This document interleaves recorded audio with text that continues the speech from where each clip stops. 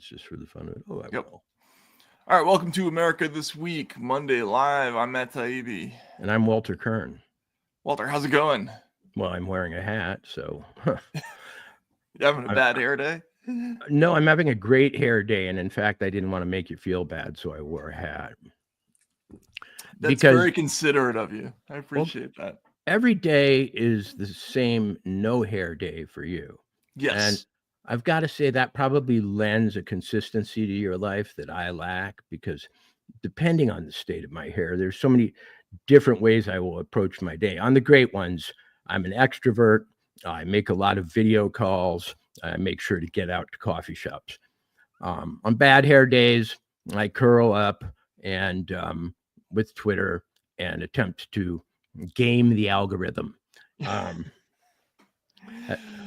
Well, I mean, what I'll say is, well, that's a better way to be than me. I never want to engage people. There's never a day when I wake up and I feel like I want to show this to the world like more. So, right. But so we talked a lot over last week about the potential for weirdness on Saturday on No King's Day. On No King's Day, and as usual, we've been completely overridden by other events. I mean, we'll talk a little bit about No King's Day, but we had to lead this show off by sort of casually revealing to the audience, Walter, that for about a month now, I've been working on something in Minnesota that is sort of a high-level story that makes me nervous a little bit, and involves a lot of folks in that state. So this story that came up about the assassinations of, I guess, 3 people, right? Or attempted assassinations. It is an unbelievable story. It's strange on so many levels. It's horrifying, obviously. Everybody's trying to spin it, before almost anything's known about the situation, and the characters involved are, there's ciphers in a way. Walter, I thought of you as soon as I read the story. There's so much. There's so many oddities in this narrative. What were your first impressions when you heard about the alleged, well, not the alleged, about the assassinations of these 2 Minnesota politicians? Before I give those, you mentioned that you're working on a story, but you were very vague as to what kind of story or what milieu it deals with. Can you be any more specific?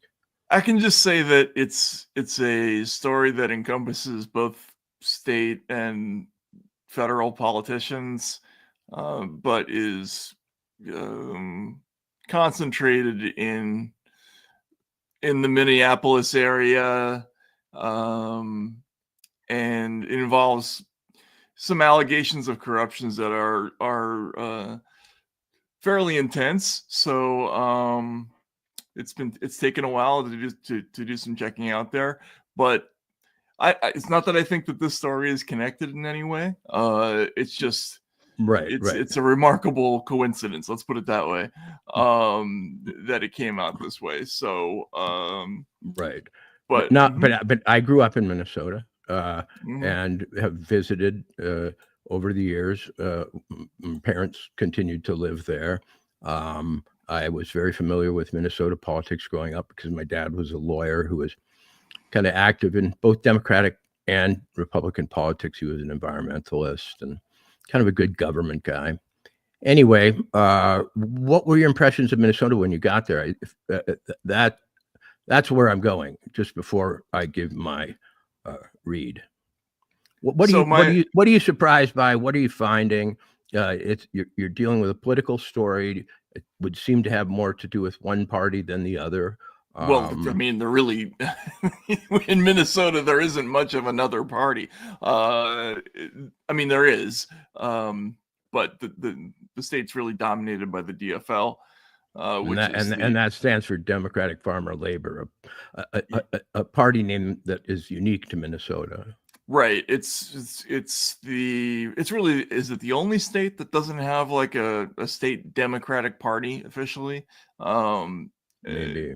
It may be, I think. And it accounts for one of the oddities of the story, which is that you don't register to vote as one or the other party. You just register to vote, which has complicated the usual airbrushing or caricaturizing of the suspect in the assassination of Melissa Hortman and the attempted assassination of another state senator named John Hoffman.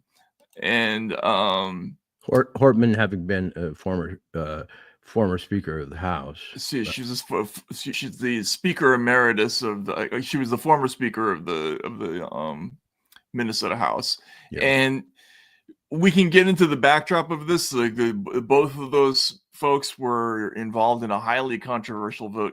You asked me what my impressions of the state are. Yeah. So I grew up with an impression of Minnesota as being a sort of paradise of American liberalism, or like an icon of sort of Paul Wellstone version liberalism. I mean, Walter Mondale, Eugene yeah, McCarthy, Hubert Humphrey, Paul anti-war, Wellstone, civil libertarian, Al Franken. Al Franken, yeah.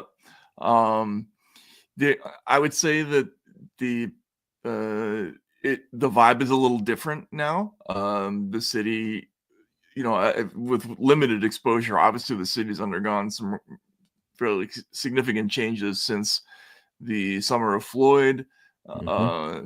There have been some political shifts that have been kind of significant since then. The DFL is a very different, has a very different vibe to it than, let's just say, the Democratic Party in Massachusetts of the 80s, to which it was often compared, right? Like they were also sort of upheld as sort of similarly liberal orientations. This party feels more like a traditional political party machine to me. And there's a lot of controversy in how the state was run, and this has led to this. Well, maybe it didn't lead to this event. It's part of the backdrop of what happened. So, the state had a surplus not long ago of about, I think it was $18 billion. We should probably go back and double check that. But in the not too distant past, fiscally, it wasn't doing all that badly. Right. In keeping with its new direction, it began to approve some of the more aggressive and some would say generous social programs in the country, including something called Minnesota Care, which is really probably the most expansive state healthcare program. Is that an accurate description of it? Sure. Yeah. One of them, certainly. It's certainly one of them, and part of what made it so generous is that it was available, not just to citizens but to undocumented immigrants, right? And so now the state is in fiscal trouble. It's got a $6 billion deficit, and it's being squeezed between the sides, between its fiscal problems and pressure from the new Trump government, and it had to make some cuts. And about a week ago, there was a much criticized move to eliminate illegal or undocumented immigrants from this Minnesota Care program. There is video of Hortman crying about that decision. She voted for it, though. She voted for it but the idea was they had to, because they weren't going to get a budget passed without it. Right. So that's the background of this. Both Hoffman, the state senator, and Hortman had cast votes in favor of this thing. Now, on the other hand, with the Republicans mostly. With the Republicans, right. And we're heavily criticized for doing so. But the description of this person, Vance Bolter, who Vance Luther Bolter, who Walter, what is it about people who assassinate people or try to assassinate people who have Middle exceedingly names. strange, 3 names and exceedingly strange social media histories? Like, is that a thing? Do they have a secret club somewhere where they, like, do you get a kit? I dare not answer that question honestly. Really? Do they have a secret club? I sense a lot of them do. Is it a club that is more than a club, more powerful perhaps than most clubs? I suspect it can be at times. Why do they have so many names? Why do they have so many cars? Why do they have so many apartments? Why do they have so many of everything? So many IDs sometimes. It's a strange thing being an assassin in America. You tend to resemble each other more than you resemble normal people. And when it comes time to draw a moral from what you did, it's usually very easy to draw a lot of morals, and finally impossible to draw any one moral, because you're looking at a person who, in many cases, Lee Harvey Oswald. Okay, I mean, what was he? Was he a communist? Was he not a communist? Was he an American patriot, a defector to Russia? Was he a spy? Was he just an ordinary Marine? Was he a guy with a wife who liked JFK, had a crush on him, and he was just jealous? Was he a guy who hung out in New Orleans, Dallas, and all the other hotspots of his day and wanted to defect to Cuba just because he was a colorful dude trying to find himself, kind of, on a path of self-actualization? Was this Thomas Ruth, who tried to shoot Trump down in Palm Springs with his amazing passport full of stamps from some of the most colorful and war-torn countries in the world, where he had peculiar jobs like trying to get other people to go fight in Ukraine? Was he too on a self-actualizing, just kind of, I don't know, 60s style path? One thing to be quite serious, and I am being, about these people, is that at first glance, they don't add up. Second glance, they add up less. And they are in some ways human Rorschach blots, because like for example, the killer, the alleged killer in the mass Las Vegas shooting, about which I know a lot. Here's a guy who spent his life in government, getting raided on all sorts of strange aircraft that are used in very specific situations, sometimes by intel agencies. Has a foreign wife.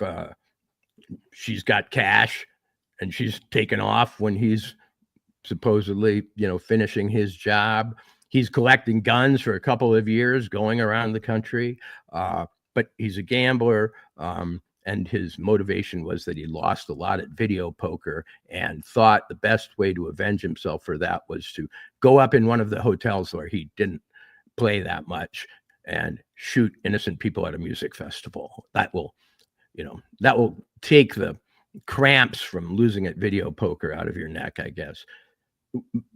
I will only conclude that when this story came out, when we saw it, it happened in the middle of the night. A guy's imitating a policeman. There's a rubber mask involved. Oh, what does that remind you of? Luigi. Because, we're all talking about Bolton the shooter. Well, we never saw him shoot anyone. Just like we didn't see Luigi shoot anyone. He had a mask on. A mask, by the way, that the police described as hyper realistic, and I've had this mask. It's not hyper realistic. It's a gigantic mask of a bald-headed person. But anyway, go ahead. Yeah. It's also the kind of mask that if he didn't put it on 1 second before then, or if anybody had the ability to run 1 second after seeing it, they would take it. Okay. It's like a scary fucking mask. Yeah, exactly. And it's a scary fucking mask that he knew would be circulated on social media, right? It's an act of terror to wear a mask like that and then have it seen everywhere, But okay, let me home in here. This killing, my first impression, rhymed in a lot of ways with the Luigi hit, in that we did not see the killer's face, but we're told that they knew who he was by some witness seeing him escape the scene. He also managed to escape like Luigi. Well, okay, we got to back up there, because if we're going to count up all the things that don't make sense about the story, and I want to give a disclaimer that I am perfectly willing to accept the explanation that a conservative anti-abortion Republican got mad at some Democratic politicians and decided to shoot them. I have no problem with that being true if that turns out to be the case. It's right. Just that this is like the 19th consecutive political assassination story that is full of reported details that make you scratch your head immediately, right? So we got to talk about just the whole situation about how Hortman was killed. This is the weirdest thing ever. Let's talk first.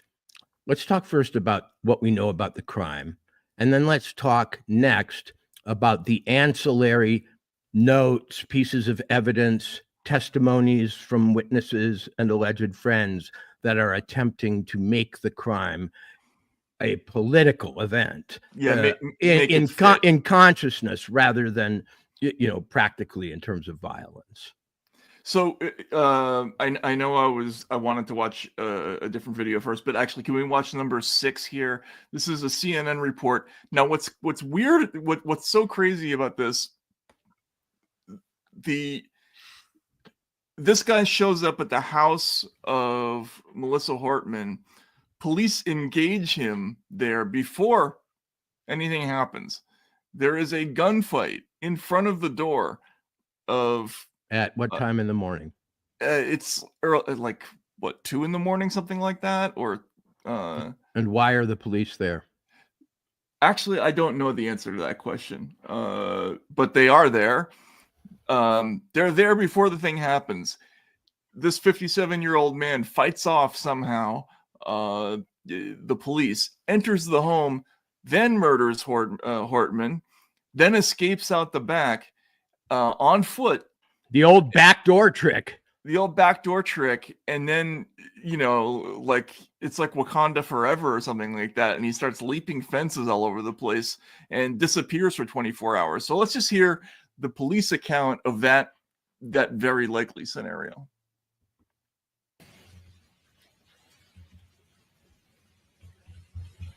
Belter then traveled to Brooklyn Park, Minnesota, and the home of Minnesota State Representative Melissa Hortman. At approximately 3:30 a.m., Belter arrived at Representative Hortman's house in his black SUV. Oh, can we stop for a second? Police license. Sorry. He arrives at, what did he say, 3:30 in the morning? So that's 6 miles away, I think, from the other scene. But it took him an hour and a half to get there. So the first victim was... there were attempted victim was John and Yvette Hoffman, the state senator and his wife. That one involved the police. Did it? I'm not sure. It's this next one that will. Okay. This one involves the police. We're being confusing. Okay. Yeah. So an hour and a half after the first one, an hour and a half and 6 miles later, on foot. No. He arrives. He arrives in a faux police car, which we'll see in a second. Okay. And then, but that's also another weird detail, is how long it took for him to get there. So, right. Plates. He parked in the driveway and left the emergency lights on his SUV flashing. as if he was a police officer. Belter approached Representative Hortman's home, again dressed as a police officer, wearing the tactical vest and body armor, and wearing that hyper-realistic mask. He was armed and carrying a flashlight. Before he entered the home, 2 Brooklyn Park police officers arrived at the scene. They too had been dispatched to check on Representative Hortman after learning of the shooting of Senator Hoffman. That's why, yes. When they arrived at the scene, they saw Belter's black SUV parked in the driveway with the emergency lights flashing, and they saw Belter standing in front of the house several feet from the door. Mm-hmm. When Belter saw the officers get out of the car, he drew his weapon and began firing. He rushed into the house through the front door, firing into it. So it's He the OK repeatedly Corral. fired into the house. And when he entered, he murdered Representative Hortman and her husband, Mark. The Brooklyn Park police officers fired at Belter as he rushed into the home, but he escaped into the home and out the back. Officers recovered Belter's 9mm Beretta, along with the body armor and the mask, behind the home along his path of flight when he fled on foot. They later searched Belter's car, where they found 5 more firearms, including assault-style rifles and a large quantity of ammunition. Belter also had in his car notebooks containing a list of more than 45 Minnesota state and federal elected officials, including Representative Hortman. Now, Belter planned his attack carefully. He researched his victims and their families. He used the internet and other tools to find their addresses and names, the names of their family members. We can stop here. If Okay, but where does he go next? Where does he go next? Missing for 24 hours. But is he not seen on a surveillance camera sometime during this wearing a cowboy hat? Was that when they saw him in a cowboy hat? Or did they have a photo of him beforehand in the cowboy hat? Greg, can you check on that? Because it was my understanding that after he escaped this home, he was next sighted wearing a cowboy hat by a video camera in a neighborhood many miles away. And if we could look at the photo in number 8 here, just to give folks a sense of the this is the front door at the Hortman home. Mm-hmm. So shots were fired. They missed. What a determined guy with the police in hot pursuit actually firing at him to then go forward with the murder. Yeah, I mean, it shows remarkable savoir-faire for, I guess, an inexperienced person. So he goes in, commits them, he murders 2 people with police right behind him. Right. Then escapes, Leaving his gun and his stuff outside, like in a trail. Then with what is constantly called the biggest manhunt in Minnesota history, he evades capture. It wasn't. It wasn't? No? Just Minnesota humor. I mean, Minnesota history here from Walter, who grew up there. The biggest manhunt in Minnesota history was the hunt for Virginia Piper, the kidnapped heir to the Piper Jaffray Hopwood financial fortune. Yes. In the early 1970s, the basis of the movie Fargo. Right. But anyway, we'll go on. We reset on biggest manhunt. We'll let this be the next one. So, I don't know. Already the whole thing doesn't make a ton of sense to me. And now, but now a secondary character appears. The wife? Well, no. two things happen. Mm-hmm. The wife is apprehended with weapons, cash, passport or passports, along with unnamed others. I've seen it reported. Yeah, family members. Yeah. The reporting on this is really weird. There are. It was apparently a car stop though. Right. It wasn't like they were chasing her. Right. She wasn't arrested or anything like that. Right. But I've seen the amount of cash reported as high as $50,000. There's something very weird about the living situation too. Like he has a big house, but was apparently living with this dude. And we got to show the interview, the dude interview. Yeah. Move over, Cato Kalin. You are now the second most famous dirtbag roommate in American crime history. This guy has moved resolutely into first place. Yeah, this guy, this David Carlson. Let's go to number 12. He's Cato Kalin mixed with Jeff Lebowski. Dead shortly. So I just want to let you know that I love you guys both, and I wish it hadn't gone this way. I don't want to say anything more and implicate you in any way, because you guys don't know anything about this. But I love you guys, and I'm sorry for all the trouble this has caused.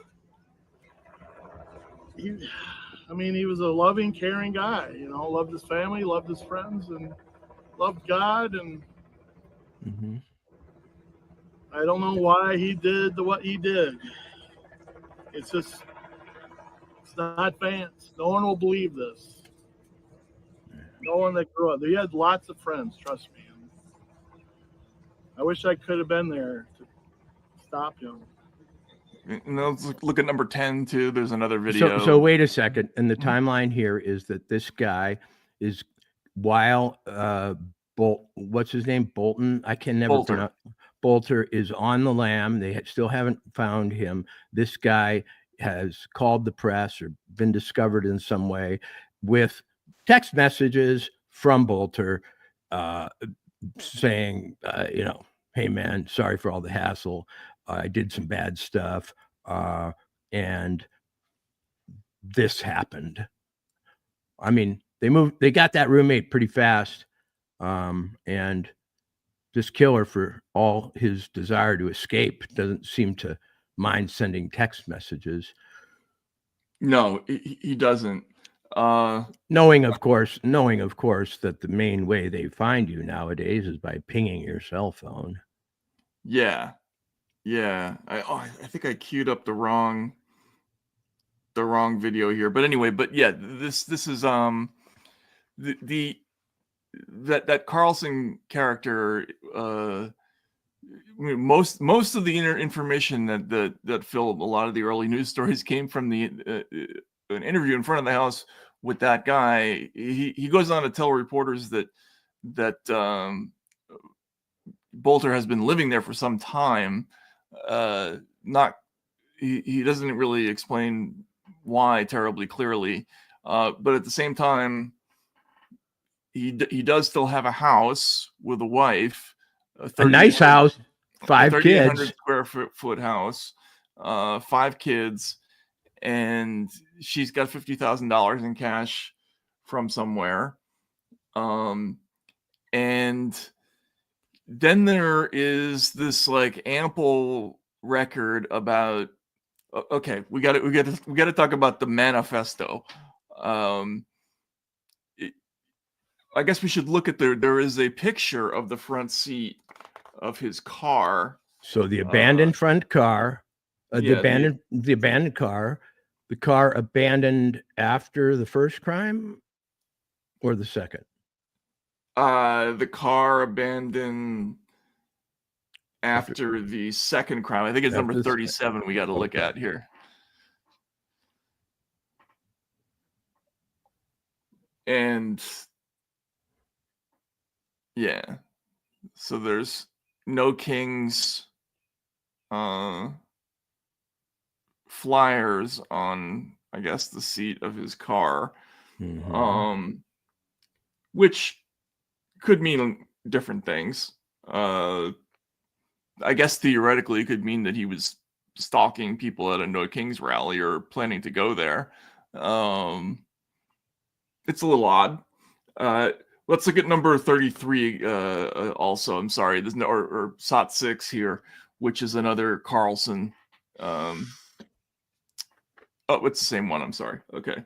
All right. Oh, here it is. Yes, this is the one I'm thinking of. Body armor or bullets or any of that? No. He was always kind of into the military stuff. But it was just we were always like that. Me and him, we used to play army men. How long had you guys known each other? Since fourth grade, it's been 45 years, 50 years. Wow, it's been longer than that? Yeah, it must have been longer than that.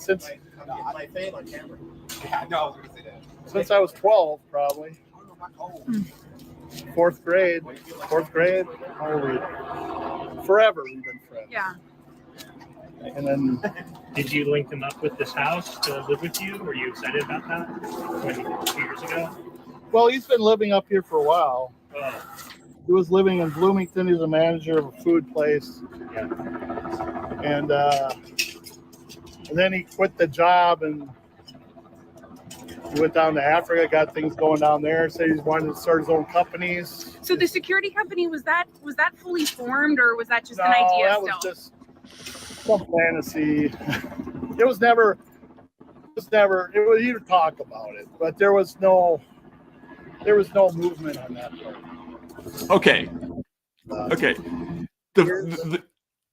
The security company, Walter, was called Praetorian Guard.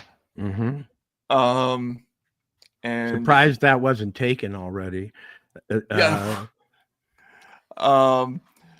Very strange. And so here you have what does a Praetorian Guard mean, by the way? Let's refresh people's memory.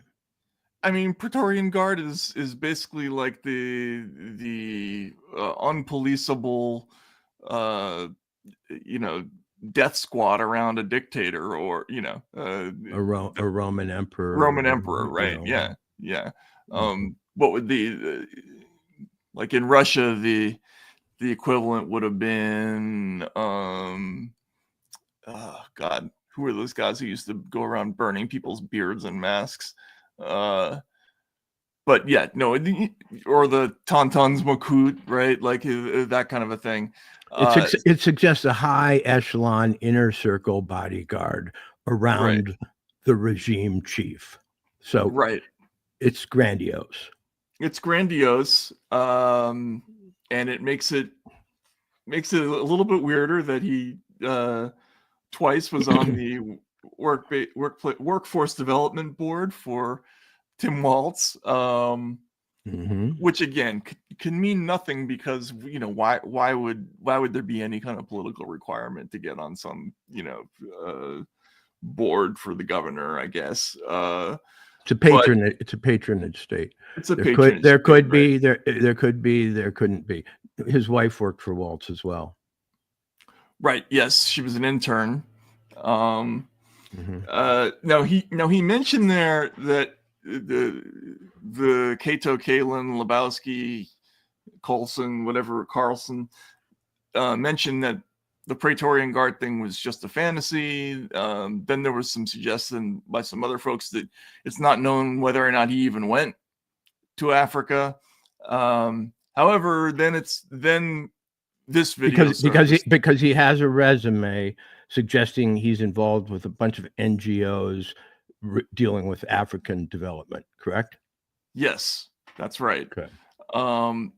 Now, there was a speech that he gave, Walter, allegedly, I think in Kinshasa, and I want to play this because I think it might be the most incoherent thing that I've ever watched. I have no idea what it means, but if we could watch number 7 here. And I would appreciate any audience commentary on what the theoretical point of this speech is, because I was utterly mystified by it. It's delivered with gusto and verve, but I don't understand. Parce que là, je peux compter 1, 2 jusqu'à 7. Il y a un début et une fin. Now in Kinshasa, I look at the Congo River. Quand j'étais à Kinshasa, j'ai regardé la rivière, le fleuve Congo. Now imagine all the water is gone. Maintenant, imaginez que tout l'eau qu'il y a là est parti. And instead of waters, it's filled with soccer balls. Et on remplace cette eau par des ballons de foot. Millions and billions of soccer On balls. remplit de millions et de millions de ballons de foot. And that line of soccer balls flows from Kinshasa all the way to Mwanda. Et ça continue jusqu'à Mwanda. And I try to compare this line of 7 soccer balls to that wave and river of soccer balls down to Mwanda. Comparez maintenant ces 7 ballons à la ligne créée à partir de ballons qui remplissent le fleuve, qui vont jusqu'à remplir l'océan Mwanda. I can't compare it. C'est incomparable. Because this 7 balls has a beginning and an end. Parce que ces ballons, ces 7 ont un début et une fin. That line of soccer balls is still going. Cette ligne continue. Now I stand in Mwanda. Maintenant, je me tiens à Mwanda. And I look in the ocean. Je regarde l'océan. And all the water's gone. Et on vide toute l'eau de l'océan. It's an ocean of soccer balls. Et ça devient un océan de ballons. And it goes on, and I can't see the end of the soccer balls. Continue. And then it pauses for a second. It keeps going though. But But I compare my 7 balls to the whole ball, all the soccer balls. Maintenant, comparez les 7 ballons à tous ces ballons qui remplissent les océans et le the translator's awesome. Vous ne pouvez pas comparer cela. Because life has a beginning and an end. La vie a un début et la vie a une fin. Now, in the ocean of soccer balls, maintenant, quand vous tenez devant un océan de I look to the moon. Vous regardez l'océan de ballons. Maintenant, vous regardez and the la lune. whole ocean rises to the moon. Et puis tout l'océan s'élève jusqu'au and it covers the moon. You can't see the moon anymore. Vous ne pouvez, et ça couvre tout l'univers. Vous ne pouvez rien voir. It's all covered with soccer balls. Rempli de ballons de foot. And then that line goes to the sun. Et puis cette même continuité va jusqu'à la lune. And that's it. Now, okay. So I'm going to take all this very seriously. Okay. He's in some form of a charismatic or Pentecostal church. He, I think, is elaborating on some Christian metaphor that we don't know the beginning of. Are soccer balls souls? Are the 7 soccer balls he has, the 7 decades of his life, compared 7 to deadly the sins, maybe? Compared to the sea full of soccer balls that stretch forever, that represents all the souls in the universe. How had he talked his way into that, onto that stage? He doesn't seem like he got there using his talent. I don't think there's a legendary call for this guy's preaching. So he must have had some connection with that church, that community. Well, so he originally said he claims he went to the Congo originally on behalf of some food and beverage companies that he worked for, and I won't get into which names because they'll probably be litigious, but they're very large transnational food companies that he has a history with, and I guess he tried to get some of his employers interested in a program to help develop some kind of sort of food delivery operation in a charitable organization. A charitable organization. He talked about how this country imports 80% of its food in a different video, and how that was a shame, and he couldn't get his employers involved, so he and his wife just decided to set out on their own and do this. But it has some kind of religious connotation, and the soccer balls, I don't know, I thought it maybe it was the 7 golden bowls of wrath, of the wrath of God who lives forever and ever. But once it went up to the moon, I couldn't keep that metaphor going Right, anymore. right. I didn't know where it was headed. But Right. so it's been frequently reported that he had very strong feelings about abortion. He was very much against it, and that and this is a very strange line that appears in a lot of the different accounts. So there was a list of people that was found among his effects Mm-hmm. that included the victims and some other people that he visited. Mm-hmm. And then, like, for instance, this is from The Independent. Many of those mentioned on the list are Democratic lawmakers who have fought for abortion rights, according to reports, which could mean anything, right? I mean, you don't know how many of them didn't fight for abortion rights. You don't know whether that's the reason they were put on the list or anything like that. But it's been kind of consistently reported that abortion may have been his motive. And there were even a number of sort of anchor folk who were saying, God, it's strange. Abortion hasn't been in the news. Why now? Right. So there's that. And let's see How did he make his money? How did he pay for his house? He had 7 cars. What was his income? So, okay, we should then show number, I guess it's number 10. This is where he explains what he's been doing to make money while he tries to further his other goals. Country in Africa, right in the middle in the center there, and was asked a couple years ago to go and see what I could do for ideas on helping their food supply system. Their population is about 100 million people, and they import 80% of their food currently. So some of the food companies I worked for in the past were Farm to Fork, like Del Monte Foods and Golden Plump Poultry, where we did everything from, at Del Monte, we planted the products to harvested them to process them and then shipped them out. And Golden Plump Poultry, we had our own hatcheries, grow out barns with the farmers, and then processing plants. So between those two companies, I have some experience with agriculture. And so over in the Democratic Republic of Congo, I had some ideas they thought were pretty promising, which the company I was working for at the time wasn't interested in doing anything in Africa. So I talked with my wife, and we decided I just put in my 2-week notice, and we just go off on our own to try to do these projects to help out in Africa. So we're doing farming and fishing projects in the Democratic Republic of Congo. And to help pay the bills, I just started working at a funeral home because the shift worked good for my schedule with the other things I was doing. And that led to some classes at DMAC, which led to this course. So just learning more about the funeral industry. And I think that covers everything. And I will look forward to seeing you in class, and we'll go from there.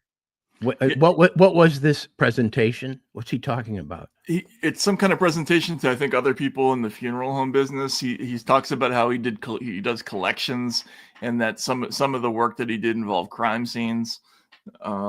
And then so he hangs out at crime scenes and he gets body parts. I saw references to him delivering eyeballs and things like that. Let's look at that. I would nominate this for one of the weirder sentences I've ever read in the Washington Post. If we can look at number 14, I guess it is.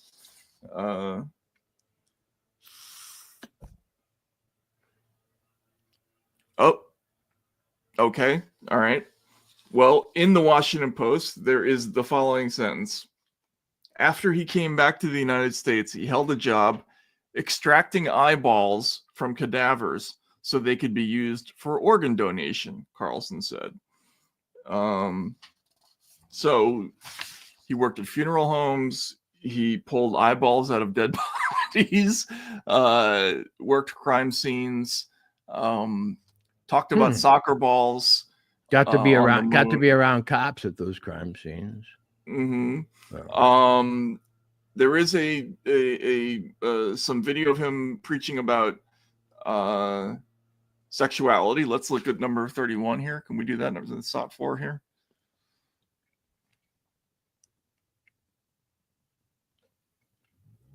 No sin. Il n'y a aucun péché. That God can't take care of. Dieu ne peut pas enlever. Nothing. Il n'y a rien. There's people, especially in America. Il y a des gens, particulièrement aux États-Unis. They don't know what sex they are. They don't know how their sexual orientation. They're confused. Ils ne savent pas ce qu'ils sont exactement. Ils ont une confusion. The enemy has gotten so far into their mind and their soul. Et l'ennemi est entré dans le fond de leur pensée et de leur âme. But this word, mais cette parole, cuts deeper. Va aux profondeurs. Because it's living. Parce qu'elle est vivante. And it's active. Et elle est agissante. And God goes down there and pulls that out. Elle peut entrer dans notre cœur et enlever tout ce qui est de mal. And he sets every person free. Et pouvoir nous libérer. There shouldn't be one person in this room. Il doit y avoir quelqu'un dans cette salle. That leaves tonight. Qui est en train de vivre le péché. With a Okay. What an accepting people the Africans are. I know they'll listen to anything, right? Like, I saw this phenomenon in some of the former Soviet countries, though. Like, people would show up, and you could be almost anyone and get. What a civilized reception they gave this bat shit, orator and some version of Christian who came to talk to them about soccer balls and God knows what, transgenderism. Anyway, okay, so a picture is forming. Yeah, and let's look at one more thing. Let's see SOT 9 here where he talks about Jesus. Okay. And I'm just as excited about Jesus. Et je suis juste excité right de here, Jésus. right now. Jusqu'à présent, même maintenant. And when I get excited, Et quand je suis excité, I want to dance. je veux danser. And what Jesus did for me. Ce que Jésus a fait pour moi. Jesus is God. Jésus est Dieu. Almighty God. C'est le Dieu He puissant. saved my life. Il a sauvé ma vie. I'm excited about God. Je suis excité de Dieu. And I want to worship Him. Et c'est pourquoi je l'adore. Because He's coming again. And Jésus, il revient encore. And He's got plans. He's Il got a plans de plans and purposes et le dessein for each one of you pour chacun de vous ici. and for me. Et pour moi aussi. All right, so that was when they break out the dance, you see deep into the psyche. And he likes that dancing stuff. In his culture, the only excuse he has to, boogie down is when he's talking about Jesus. So he does it. But he could be on the dance floor at many of the clubs in downtown Minneapolis that allow men to really get their freak on. Okay, I want to ask you about that because when I saw that as a former member, albeit undercover, of a Pentecostal church in Texas, yeah, that to me looked like a Minnesotan imitating a real Southern Pentecostal. That's what it was. Church, right? That was white. That was white man dancing. Right. Yes, but even the white men in the South, it's more believable. You know what I mean? So Minnesota and having soul and getting down are incompatible activities. Minnesotans in rock and roll usually stand there without dancing, except for the late great Prince, and sing morose pseudo-intellectual songs about depression. Okay. He really got into it. He sort of got his waltz on. I had various hits of a man who maybe doesn't know his own sexual self as well as he might if he went to a workshop or something. But all in all, I've got a picture of who this guy is. So let's get, and I won't sum it up until we get a little further along here into the story. He's all over the place. He likes attention. He's awkward, fierce. He is moved by forms of anger and hostility that he doesn't understand. He seems to have money banked, but no prospects. He has money banked. He's got a morbid streak, obviously, you know, with this, because there are many jobs you can get in this sort of competitive job environment, you know, where people need employees. Harvesting eyeballs is one I think you almost have to want. And if you just took it by accident and you learn that you like it, I think you've learned something interesting about yourself. Something about that guy tells me he got the job that was right for him. But anyway, what a mess. What a seething group, a seething mass of contradictions that he will be reduced to any politically legible character is ridiculous. He's not. He loves Black Africa, hates abortion, gets eyeballs, wants to be doesn't like the trans thing. Wants to be a security guard, seems concerned with third world development, and has a weird widow's peak, which I can't look past too. I mean, yeah. The Vincent Price factor is definitely there. Also appears to be pretty stupid. I mean, he appears to be pretty stupid. A guy who has a chip on his shoulder over something I can't quite identify. There's an edge to him, and really awaits the vengeful side of God's return much more than any other. You know, he wasn't talking about angels and golden fleece and, you know, little children coming and kneeling at his feet. He was into the hardcore side of the second coming, when a bunch of vengeance and justice is done. Okay, that's him. That doesn't make him a killer. That doesn't make him the man in the mask. That may make him, in fact, one of those people who is perfect for a patsy, in the sense that, like, a completely incoherent person who you will believe anything of. He finally snapped. He didn't make any sense. His background is so incoherent that you might imagine this as the culmination of his life. Or it could be that because he's grandiose, he's a good candidate for something like the Gretchen Whitmer kidnapping. He looks like the kind of guy who some operator could come in and say, hey, man, we've got a plot to finally right all the wrongs in this country. And we know you're with us, and we're going to have go time in about 4 weeks, and we're going to need your help.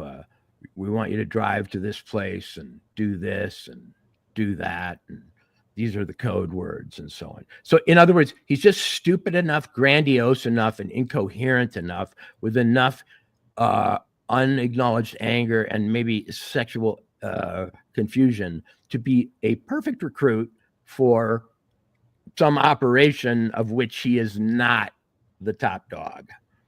What I did not see in any of that, frankly, was the calculating move by move, park the car here, get across there, here's my path of escape, you know.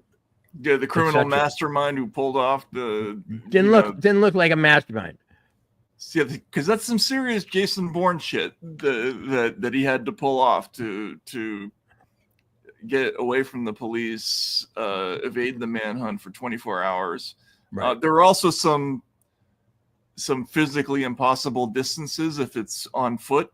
So the question: do you ever read like thrillers about like heists where they have to get together a crew? Oh, yeah, that's the first. Okay, Walter, you're a screenwriter. You know that's the first 11 pages of every heist movie. Right. And I just read, I forget the name of the writer. He's one of the greats. About a knocking off a mine in South Dakota, and that is the character in every heist movie, the killing, etc., who fucks it up for everybody. Right. Who gets everybody killed, who decides at some point during the thing that he knows something and makes a decision that he thinks is smart because he's kind of Fredo-ish, and everybody gets wiped out. That's the guy that burns your operation, but who is always in the books because he's so enthusiastic. Yeah, so he's the guy who always undoes the plan, right? He leaves a door open. In Watergate, he's the guy who put the tape on the doors, right?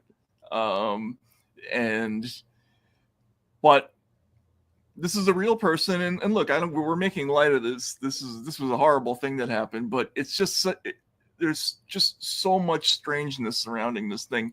The police recovered what they called materials. There were notebooks in addition to the list. They released. They did not release the written materials, which were described as not in the form of a traditional manifesto. as though that's a genre we're all familiar with now. The traditional murderer's manifesto. It starts with a topic sentence, and in the first paragraph, it justifies the crime. In the second paragraph, it gives a larger philosophical framework for the killer's belief system. Not a typical manifesto. Yeah, super odd. We're not hearing. I mean, I guess he's already been apprehended. Obviously, he's not making. Okay, let's talk about how he was apprehended, Matt. How was he apprehended? Let's find the picture of the arrest. Where was it? He was. We have a stand-up where they explain it. Let's see.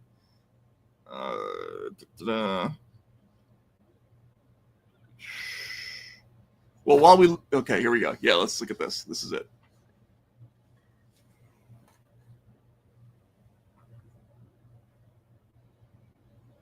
Oh, need some audio here. Oh, we'll come back to that. Let me sum up my impression by saying he's more Jack Ruby than Lee Harvey Oswald. Area there compared to where he was found. A lot of bugs in this video. A lot of bugs in Minnesota. Wise, if directly behind me is north, the way that I'm facing is south here, so this would be east and then west over my shoulder. This direction over here is that State Highway 25, 311, 301st, and 291, I think were the roads that they were searching there earlier. I believe it was 301st was where they were actually looking at that Buick, where we saw law enforcement moving through fields, moving through groves of trees, looking at things and searching for any sort of evidence. I'd say it's less than 5 miles from where that Buick was found to where we currently are. We are south west of where that area was. This is where Belter's Green Isle home is, just right down the road, maybe a mile and a half or so, and around a little bit of bend. We're on 200th right now, and it kind of runs into and intersects 341st. So we are not far at all from, one, his home, but two, where they have been searching most of the day. 5 miles, if that, from where they were searching earlier, a mile and a half from his Green Isle home here. I thought it was so interesting that you saw that reaction from law enforcement, that they were hugging each other. They're so relieved. A very long day for them and a stressful day as well. This wasn't as if they were looking for a missing person. They were looking for someone they believed to be armed and dangerous and not afraid to open fire on police officers. Already, we have messages pouring in on social media from lawmakers and others saying thank you to law enforcement, because they have been at it since all of this began transpiring, 2 a.m. the night before last, and especially today, just searching all those fields, searching the woods, searching the outbuildings. Okay. And every the time dude's cowboy hat was sitting by the side of the road. Yeah, I know. I mean, did you catch that detail? Yeah. The dude's cowboy hat was sitting by the side of the road, like, come get me, here I am. I mean, it was almost like they were watching Fargo, right? Wasn't there something that I forget what was on the side of the road in that? Oh, it was he rigged the posts so that he would be able to dig up the. Oh, let me take the most identifiable aspect of my, clothing and my being at this moment, the one that everyone has seen by now on videotape, and just place it nicely right by the side of a county road. I'm in here.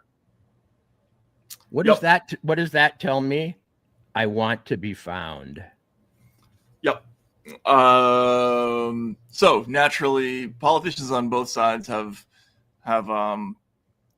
drawn the obvious conclusions. Let's look at Hakeem Jeffries. This is the SOT 8. If we can take a look at that, had some stuff to say about this. Targeted and tragic attack directed at 2 Minnesota elected officials is disgusting, and it should disgust anyone who has any decency in this country. There are so-called leaders in America, in elected and appointed office, who are creating this about Trump? a climate of violence. I see. Making it clear to some of their supporters that it should be open season on public officials.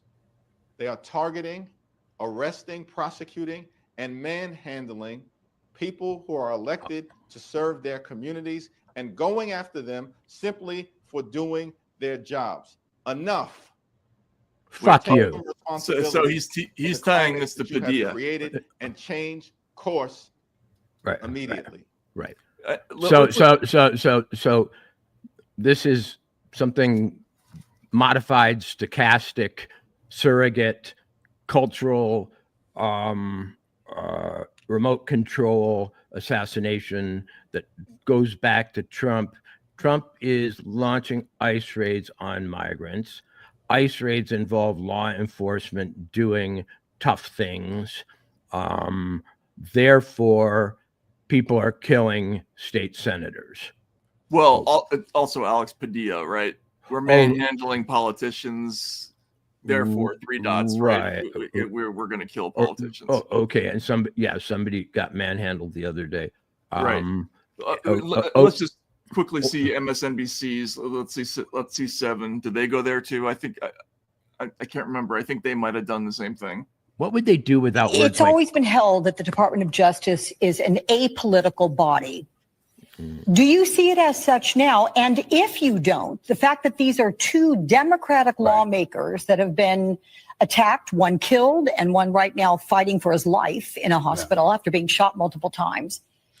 Do you have any doubt, any concern that because of political differences, biases, this will not be addressed the way it should be? It should be apolitical, right? That's what we have seen from Republican and Democratic administrations up until this one. Right now, Donald Trump has in place people who are more loyal to him than they are to the Constitution and the rule of law. And what really, if I can rewind the tape, if I can, just 4 months ago, we saw this president pardon violent January 6 offenders, people who were convicted. 1,500 of them. 1,500. He just pardoned them. That to me normalized political violence. These are people, Alex, that he summoned to Washington. He told them, come to DC. We'll be wild, he says in a tweet. And they come to Washington at his behest. They come with their zip ties. They come with their weapons. They come with their bear spray. And he tells them to march down to the Capitol and to fight like hell. And they do exactly that until he tells them to stop. And so now he gets back in office and he pardons them. That to me is the normalization of political violence. Okay, and just to get what the other side is saying, let's take a listen to Laura Loomer talking about she's pointing the finger at Tim Walz in this one. He was appointed by Laura Loomer.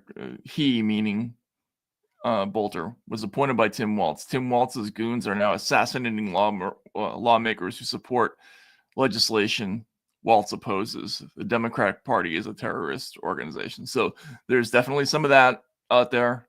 But if I was to, perform the equivalent role for that side that guy on MSNBC just performed, I'd say, hey, wait a second. You've got Luigi Mangione on frickin' prayer candles. And Free Luigi is a rallying cry from Bill Burr on network television. Oh, I mean, and he Super Mario was showing up at the protests Oh, you've got David Brooks, New York Times columnist, calling for an uprising. Oh, you've got J.B. Pritzker, governor of Chicago, calling for an uprising. Oh, that happened on the very day of a No King celebration. Now, I don't know how kings are deposed usually in America, since we've never had one except a British one from afar. But over in Europe, they're opposed in and deposed in revolutions. Okay, that's how you get rid of kings, if you have them being kings. Now, also, you have the George Floyd riots, which took place in Minneapolis, some of the most violent and destructive riots. Nobody's looking very close to home in Minnesota.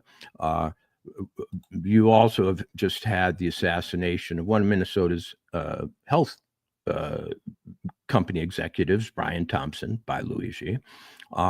We just had the assassination of two people outside the Israeli embassy in Washington. I could draw lines between any three of these and make a pseudo case to this man, but none of them connect at all.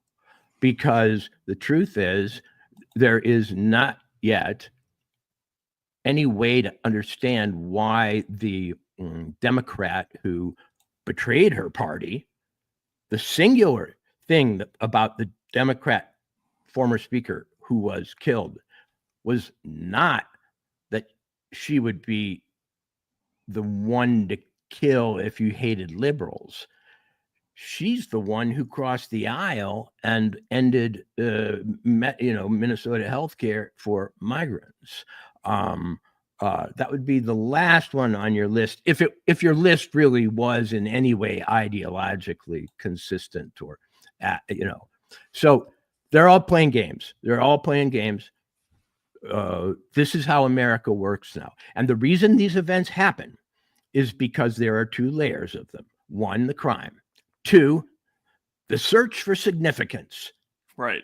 The search for blame, and the innovative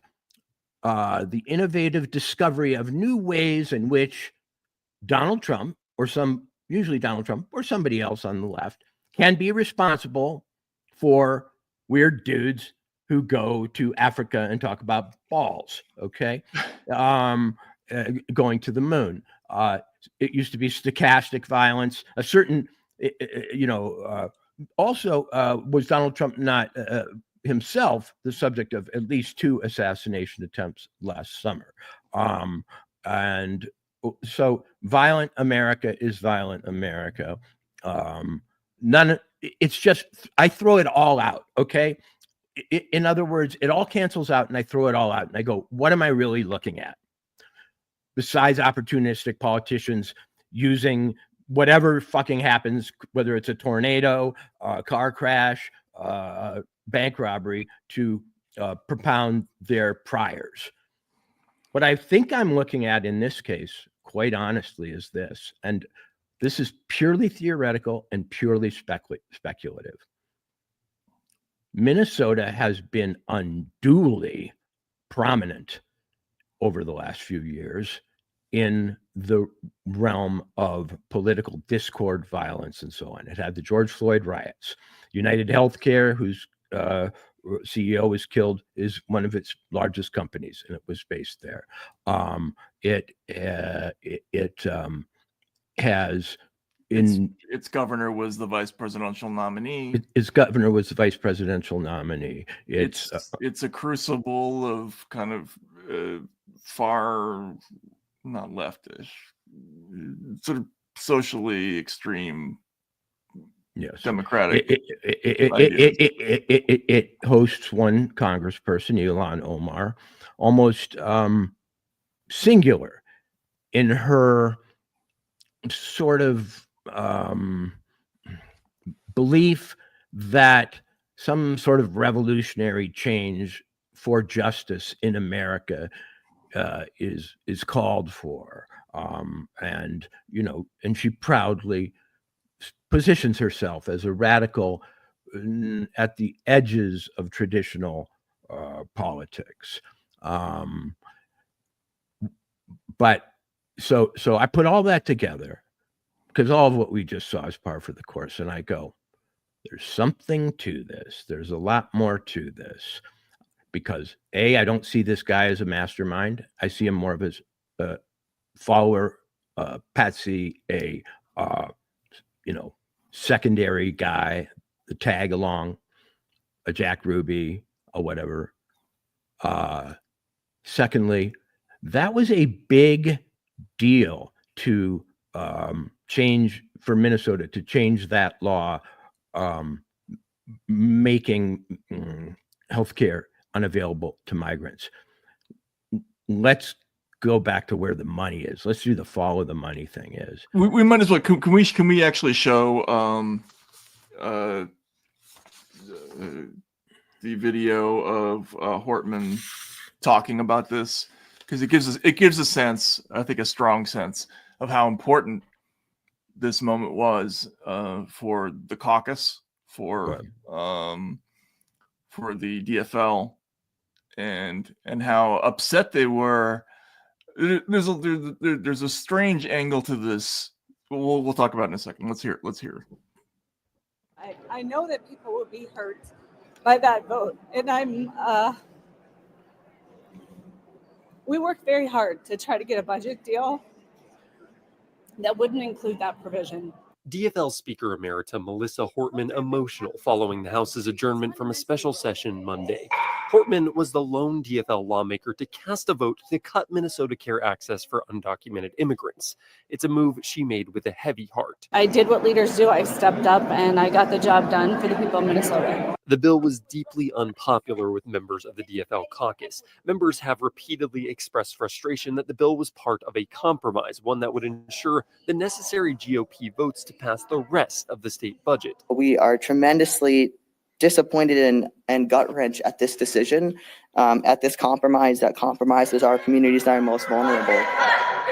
Oh, look at that. Knows she let down her own caucus members with the vote. They're right to be mad at me. I think some of them are pretty angry. I think that their job was to make folks who voted for that bill feel like crap, and I think that they succeeded. Over in the Senate, a similar situation unfolded. Senate Majority Leader Erin Murphy forced to vote for a bill she too disagreed with to uphold the integrity of their compromise. This one hurt. This one is a wound because of its reason. My colleagues across the aisle set this as their number one priority. Asked whether the move would drive a wedge between her and the rest of her caucus, her DFL colleague, Senator John Marty, quickly stepped to her defense. As a member of the caucus, she clearly was fighting against it every step of the way. In the negotiations, if we wanted a budget, we had to agree to that. She agreed to put up one vote for us because of that. Reporting in St. Paul, I'm Quinn Gorham. Okay, two quick things. One of our listeners mentioned the Feeding Our Future scandal, which is, folks are welcome to look it up. It is the largest COVID fraud scandal to take place in America. In financial terms. In financial terms, yeah. And it was centered in Minnesota. Centered in Minnesota, yeah. And we can leave it at that for the moment. But Walter, what's so fascinating about the discourse around this, and I read a lot of articles and op-eds that were written before the assassination attempts about this moment.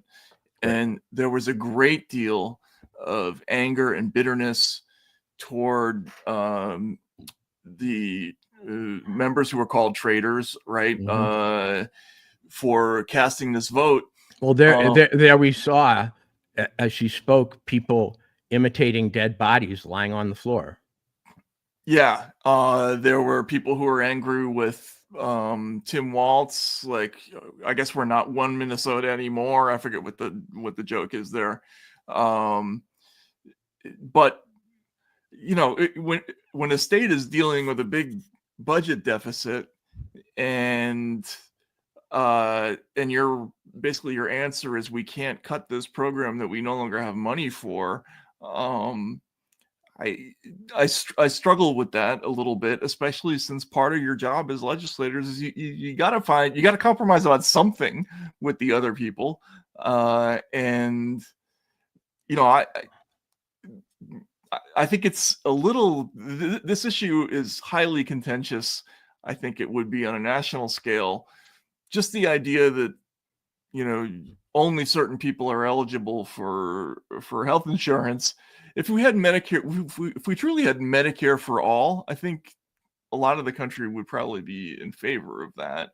But when it's Medicare for some, and that some includes people who are here illegally and may not be paying taxes, I struggle with that a little bit. I don't understand how they don't see the political angle on that.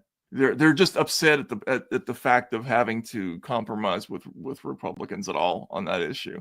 Right. So I think that's very strange. And it gives you an indication of where that state is. It's just, they don't recognize that that they have to make these moves. Okay, I'm going to give you my blanket statement about the situation going forward. I'm going to give the listeners a few pointers as to what areas to pay attention to, and I will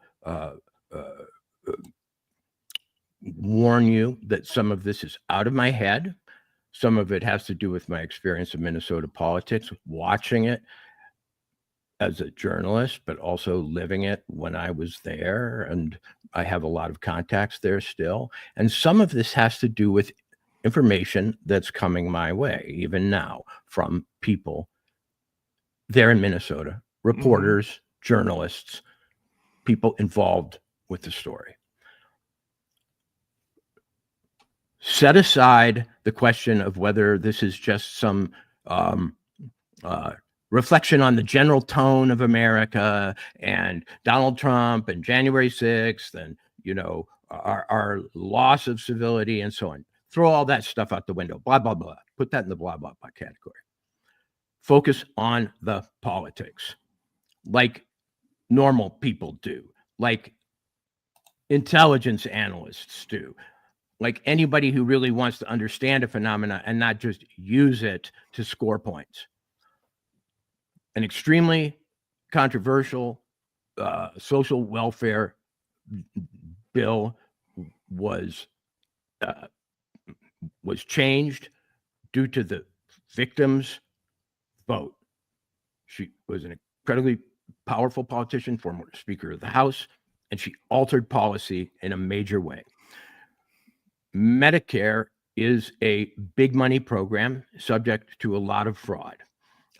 It has been, in my experience, over and over, a center of corruption, a easily exploited program around which there is a lot of money and a lot of slushy jobs and so on that politicians exploit, and it's a murky subject. Hell yeah. A lot of people who were going to get money suddenly weren't getting it anymore. We're not just talking about patients, okay? We're talking about clinics. We're talking about all the ancillary benefactors of Medicare payments, okay? That whole calculus changed, and the person who changed it is now dead. That's the central fact of all this, okay? Number two, because these stories in general of political assassinations now have a format which everyone understands, the murder, the manhunt, the manifesto, the holding back of the manifesto, the leaking of the manifesto, the interviews with friends, family, etc. All of those stages of these stories, which are now ritualized and predictable, can also be gamed. Understand this. Any process which can be predicted can also be manipulated. So when someone comes along and says, oh, look, here comes a friend to tell us exactly what the guy was thinking and exactly what kind of person he was. And with a confession, practically. With a confession, practically. And oh, I've got his text right here on my phone. You see, okay, that is jigsaw piece. There's always that piece. And there it is. Oh, here's a manifesto. Well, there's always the manifesto piece. Here it is. It's got 60 people on it. Oh, here is the thing that we also always need. Some law enforcement murkiness. They didn't catch him. They caught him. He got away. Could it be that they weren't trying? Why the incompetence? Same thing happened, with Luigi. Why did he get away? Why was he driving around all the place? But they finally find him. And there are also clues. The mask. There are usually some very attention-getting, solve your own mystery, true crime America clues. The mask, the cop car, the so on. As each of those blanks is filled in, you as an informed American audience now are required to say, am I watching a game piece be slotted in, or am I watching an organic unfolding of discoveries that, it has no bearing on what the meaning of this whole thing might be?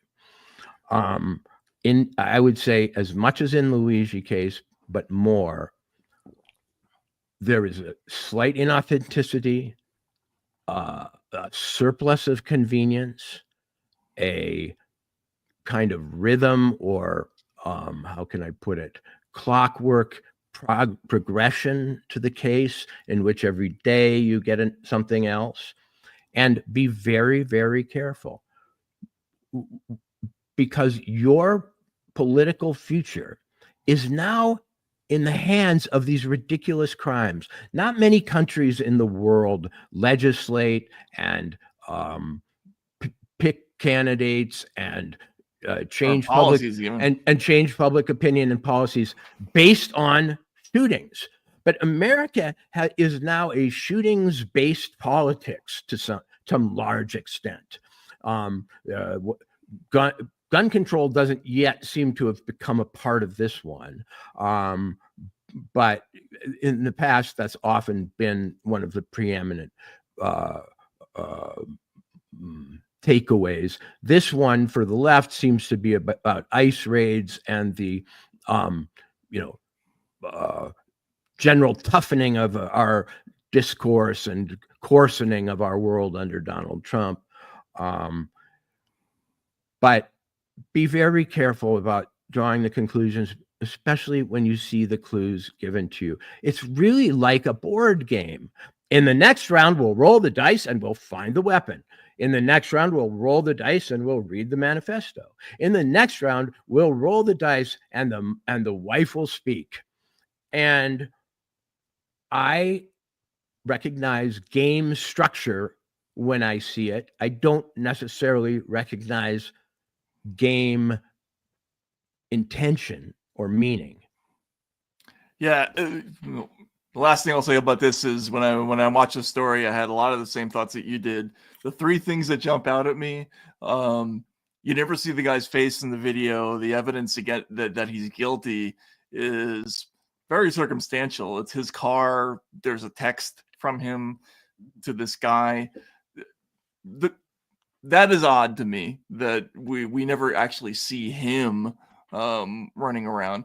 Then there's the whole thing where the authorities are releasing. They clearly have something that we all want to read, which is what's in those notebooks, and they're not giving it to us.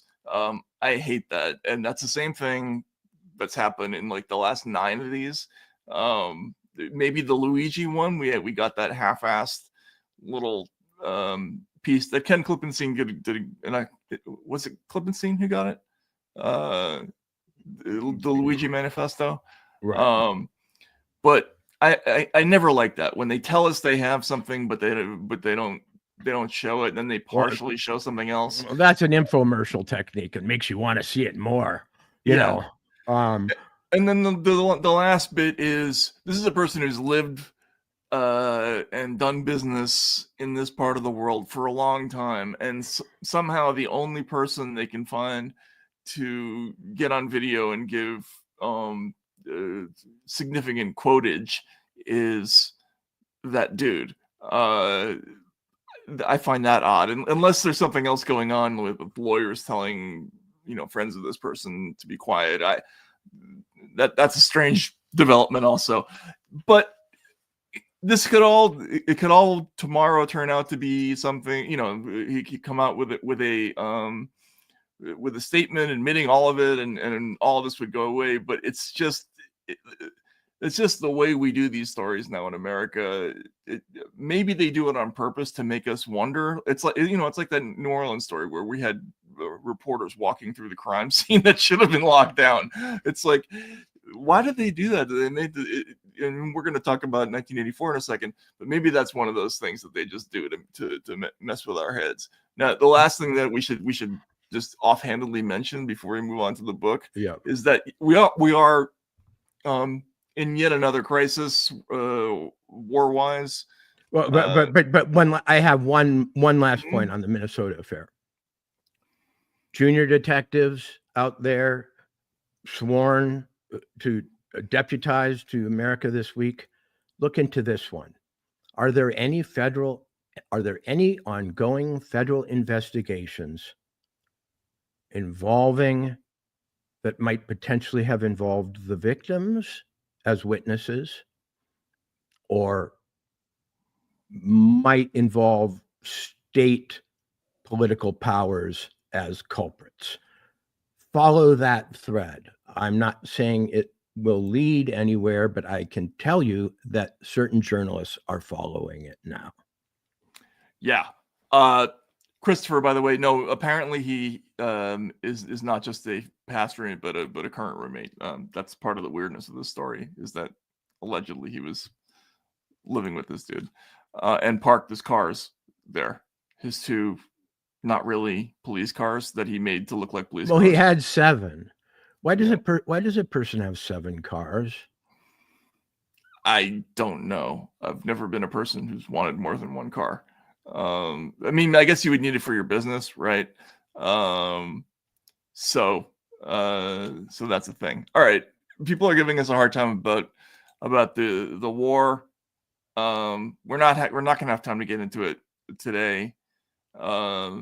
And frankly, I couldn't. Let's go all war on Thursday, just to prove our doubters wrong, that somehow might as well. We're phobic.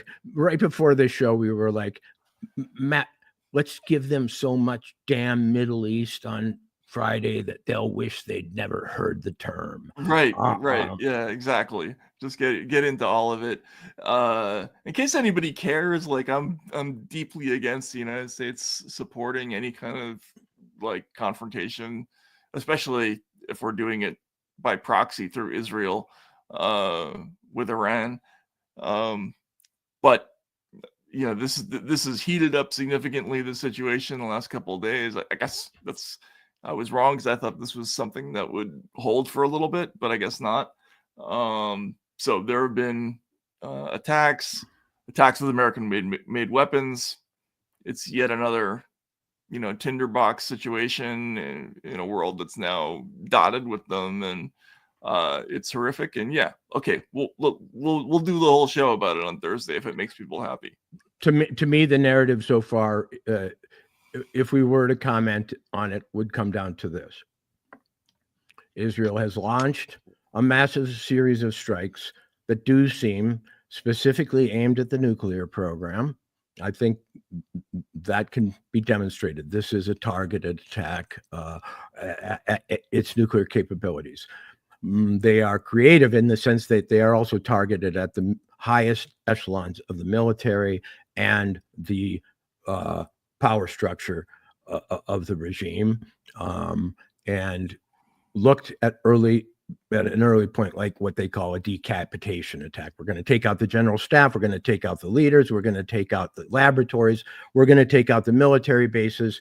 Then we're going to concentrate on their ability to counterattack, taking out the missiles that they might shoot back at us and so on. It does seem that there is talk that Israel and even the United States wish that this could lead to regime change in Iran. They've become fairly open on that. Trump is keeping a kind of legalistic and actual distance from the Israeli attack. He stipulates that we weren't part of the original attack. He also isn't shy about saying we are helping repel the counterattack.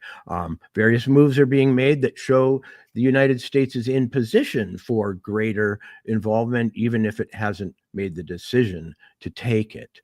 And that's about where we stand. And I expect that the volleys will go on, that there will be certain high-profile hits on facilities in both countries. But Trump, hovering over it all, is saying, are you ready to negotiate yet? Have you had enough? To Iran particularly. And I don't know what much more there is to say. If you want me to rend my garments over it, I can do that on Thursday. Do that. We can rend garments. Yeah.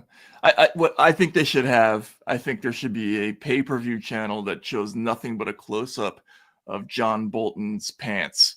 If we can see, the arousal, that means we know we're going to be in war with Iran at any moment. He's wanted this forever. So this is the moment that is finally going to make it happen for him. In 1990, I was at the New Republic in their conference room where all the biggies come in to give off-the-record briefings.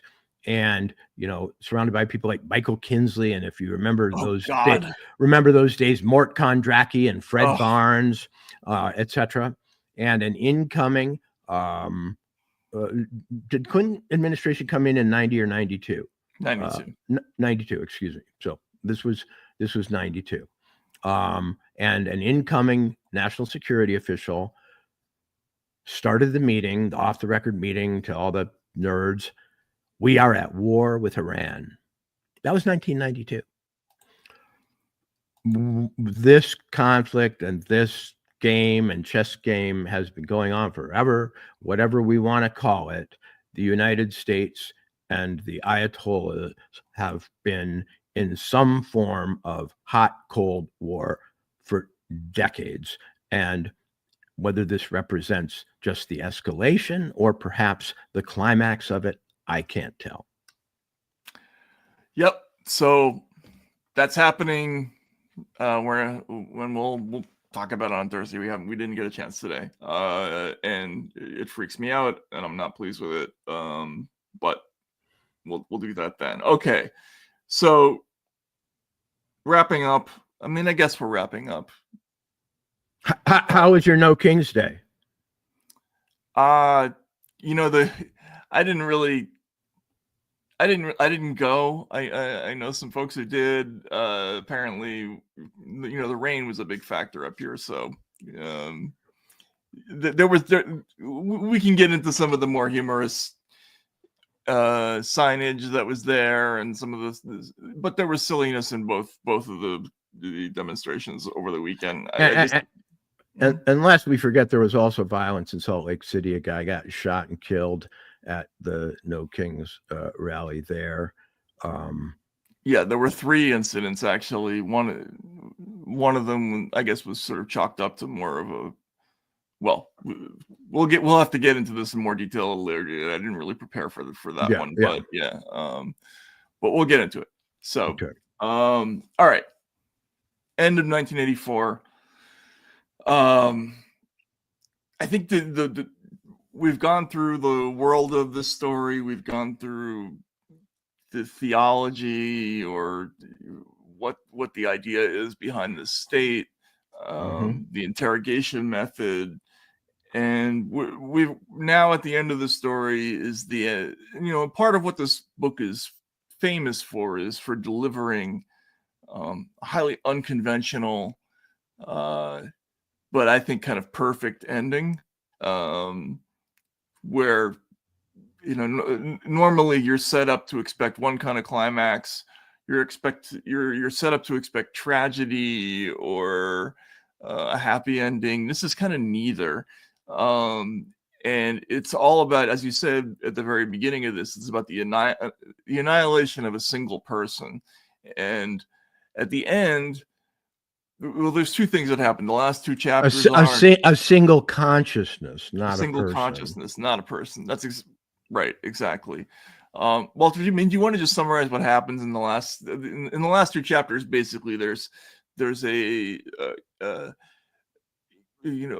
a finale to the torture scene, and then the final chapter is a bit of a surprise. But do you want to sum it up, or?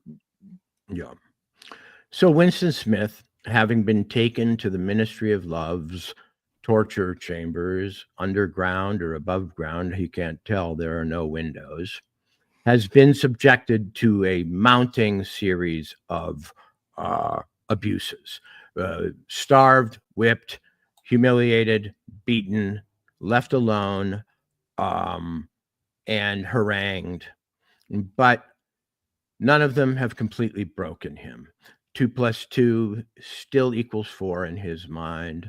He still can't forget that once he saw certain party leaders at a place where, according to official history, they weren't supposed to be or never were. He still hasn't completely given over his reason, though he started to waver. His mind has started to break. He started to develop the capability when O'Brien, his torturer, holds up 4 fingers. He started to have the willed ability to hallucinate 5. He's getting there. His therapy has proceeded apace. And I want to call again what others call torture therapy, because from the point of view of the state, from the point of view of O'Brien, they are making an unhappy man, an anxious man, a conflicted man into a happy and well-adjusted man. It's conversion therapy. It's conversion therapy. One of the creepy things about all of it is they don't admit that it's torture. They treat it as education and a kind of,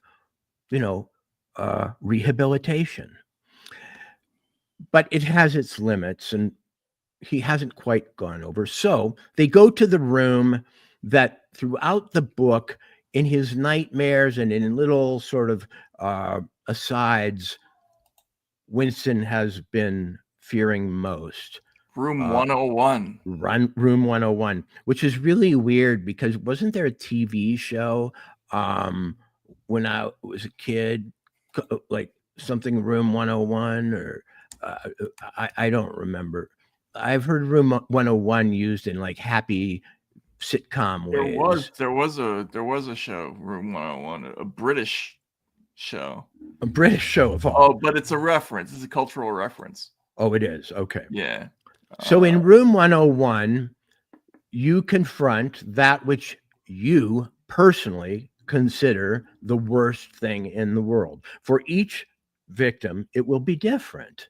For some, I imagine it might be all, have a lighter applied to my scrotum, or it might be confined spaces, or, having to listen to Tim Waltz talk over and over, or sing, even worse. But for Winston, there's a specific phobia, and that is rats. And of course, Oceania, Airstrip 1, socialist society that is actually starving, is full of rats. So Winston's seen a lot of them. He's been around a lot of them, but he's never had them put in cages and then brought up close to his eyeballs such that they nibble at his eyeballs. That's the thing he can't bear. That's the thing that breaks him. So this very specific scene of him nibbling rats come closer to his eyeballs. Should I dramatize that? That's what he sees. At that point, he passes out, falls into a kind of cosmic swoon, tumbling backwards into space, and then we meet him again. Wait. No, there's a key moment there, because in his terror, he begs them to do it to Julia, not to him. So that's right. Oh, that's right. That's right. He betrays, because earlier the one red line he wouldn't cross, the one absolute, the one last moral standard that he would not, cross, was he wouldn't turn in his lover. But facing the nibblings rats, his eyeballs within fang distance, he wants it to be done to his lover. Yeah, and there's another element to this sort of individualized horror that I think is really interesting. AI is going to do this for us all someday.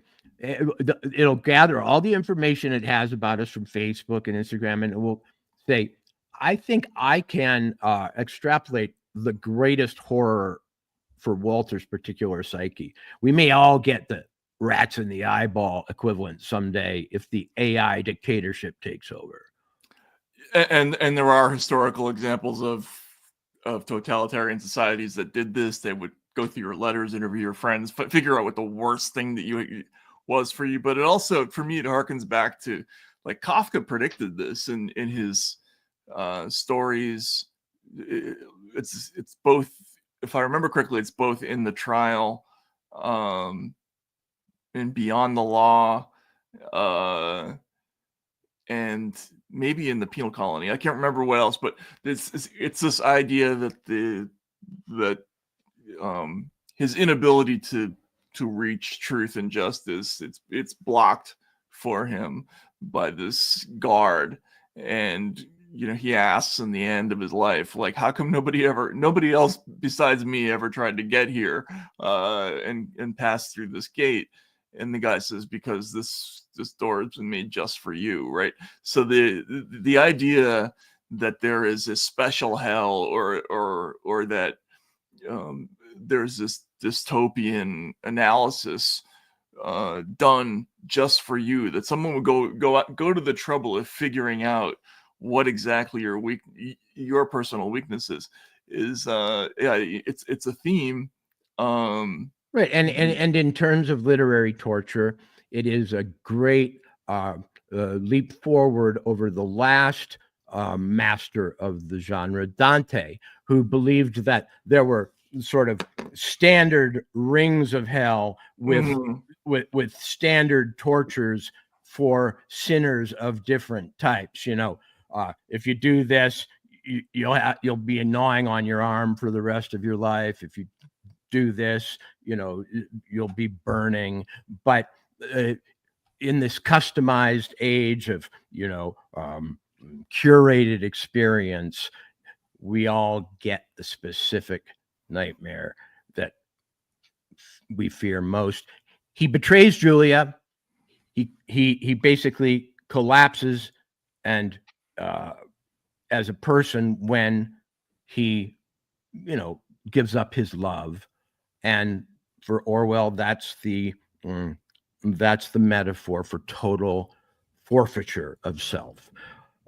Forfeiture of self occurs not when you lie to your captors, not when you try to please them, not when you cry out for it to stop, but when suddenly you become one yourself. You become one who is willing to see another tortured, and not just any other, the one you love most. That represents total breakage and, or from the point of O'Brien, liberation. Right. Yeah, you sell out your secret sense of self-regard, right? Like that, it's this little part of you that you walled off from everything else. Yeah. And it's, and they find it and bring it out and smash it in front of you. And that's the end, right? And it's not the physical pain. It's an accumulation of all these things. It's the fact that all of the machinations of the story, it turns out he was surrounded the entire time. Like it's the accumulation of the hopelessness, the realization of the impossibility of any resistance ever happening or him ever being happy, and the real and the last shred of self-respect he could possibly have for himself is now smashed.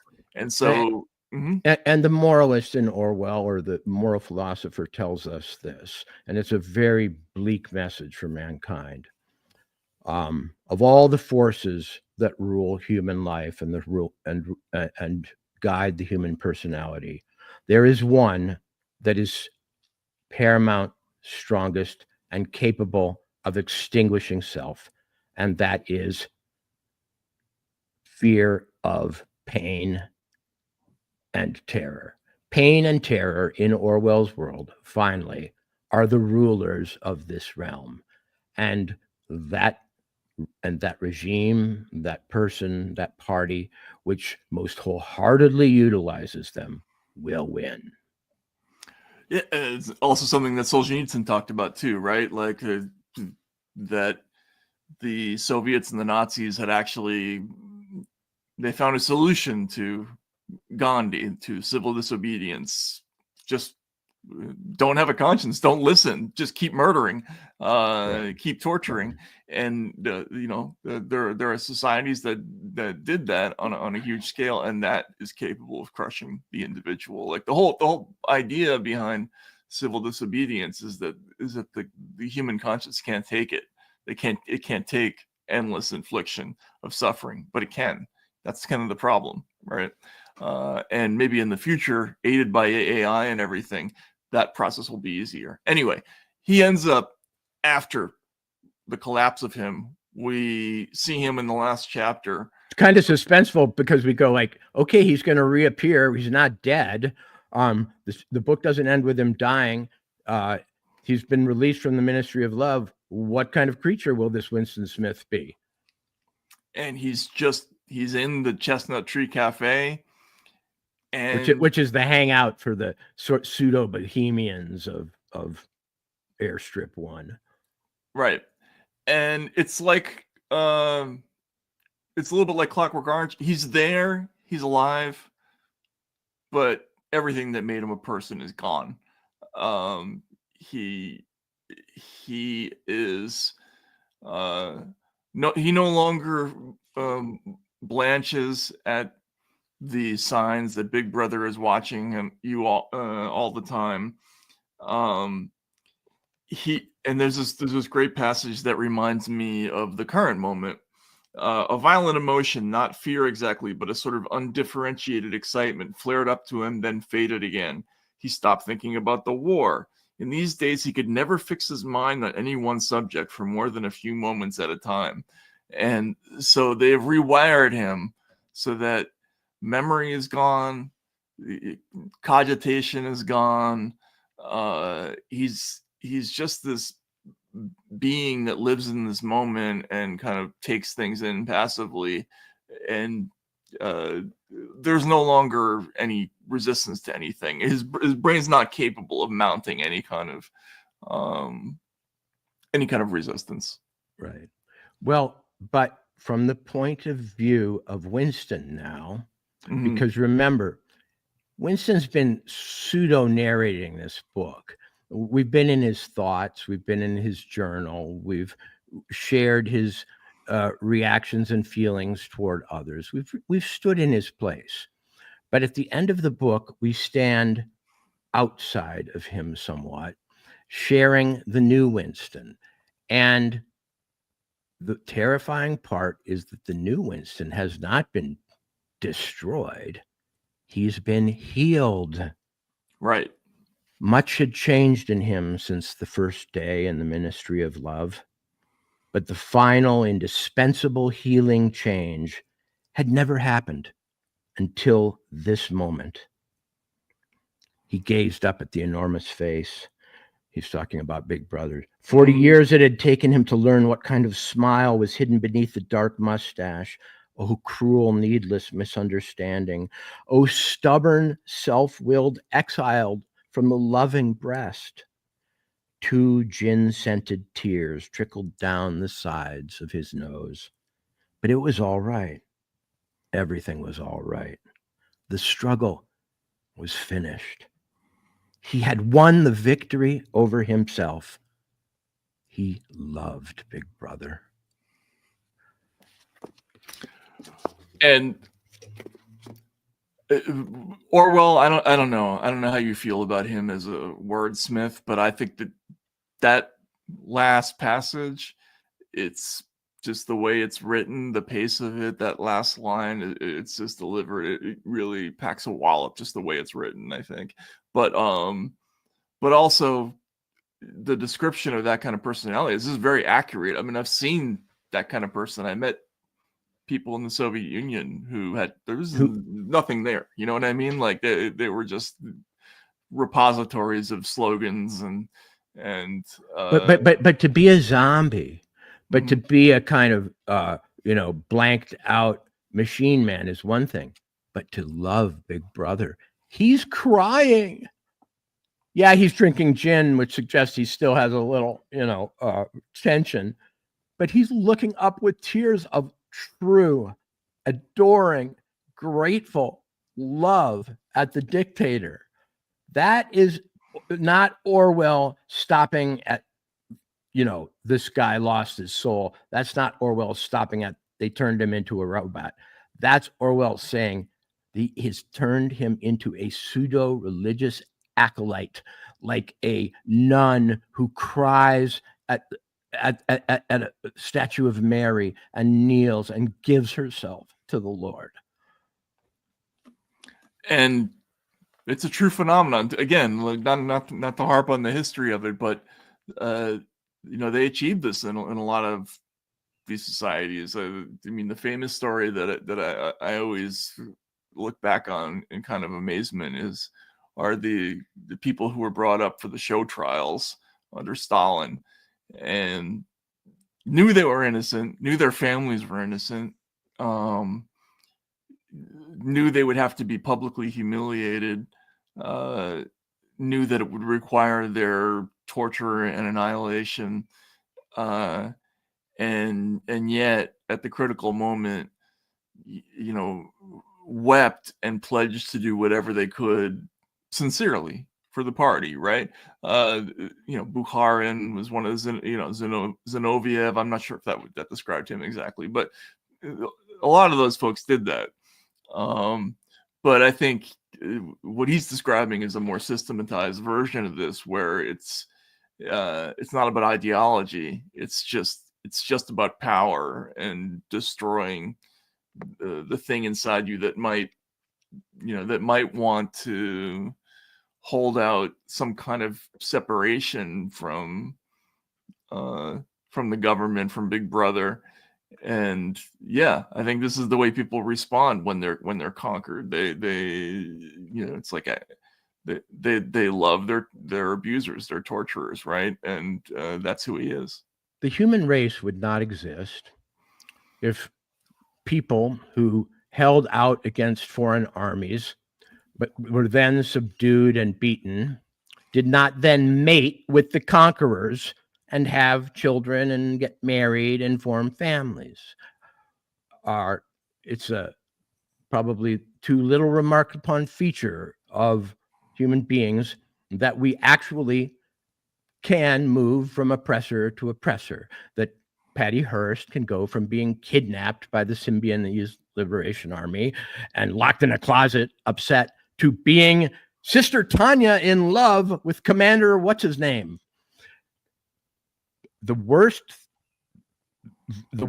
interpretation, in other words, the most terrifying interpretation of 1984. I've called it a lot of kinds of books. I've located it in different genre traditions. I say in some ways it's a detective novel.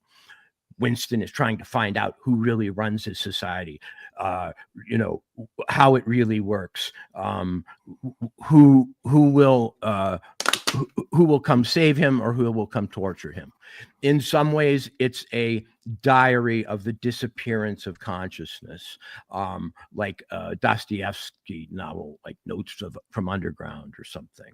In some ways, it's a Kafkaesque nightmare of twisting, turning, upside down distortions where values are perverted and you live in a kind of cabinet of Dr. Caligari.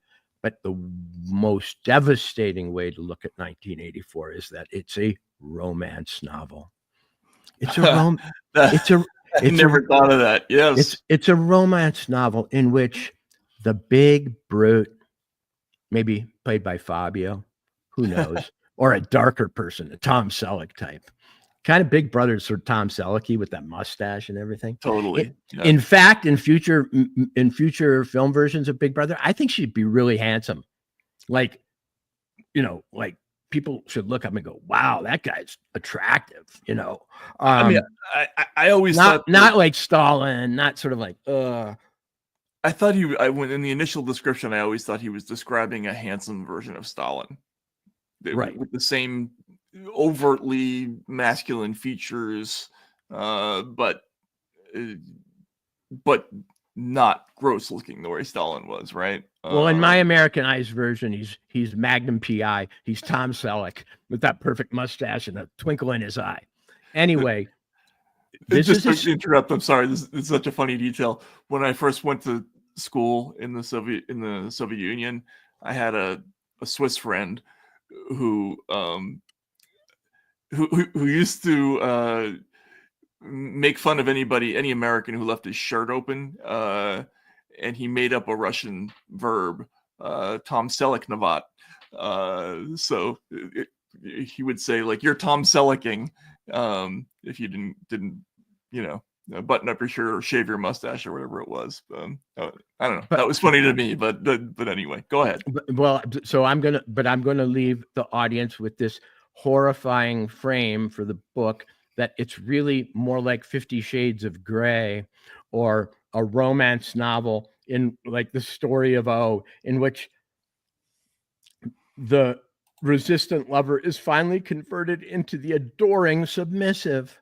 And after many torture sessions and bondage sessions and demonstrations of superior intellect on the part of the dom, the sub finally goes, "Oh my God, I love you and I'll do anything for you. I'm a worm and I don't even deserve your glory." Because it is, written in the century of Freud, the century of psychoanalysis. And what we've seen is the capture of the erotic self, not just the intellect, not just the moral self, but a guy who literally, like a white man for Harris or white dude for Harris. Oh my God. Gets down on his knees and looks at Kamala come in and goes, "I love Kamala." He is totally cucked for Big Brother at the end, right? And like we're laughing. It's funny, but obviously this is a very serious book, and it's about the conversion of the state into the major love object, the replacement of the mate, the replacement of the woman in this case as a love object with the state, the one final worthy, all-consuming, all-demanding, and all-perfect love object, the state. Right. Yeah. It's funny. Remember there was a famous, controversial early magazine article in one of those lad mags in the 90s about metrosexuals. And there was a description that said the metrosexuals' primary orientation may be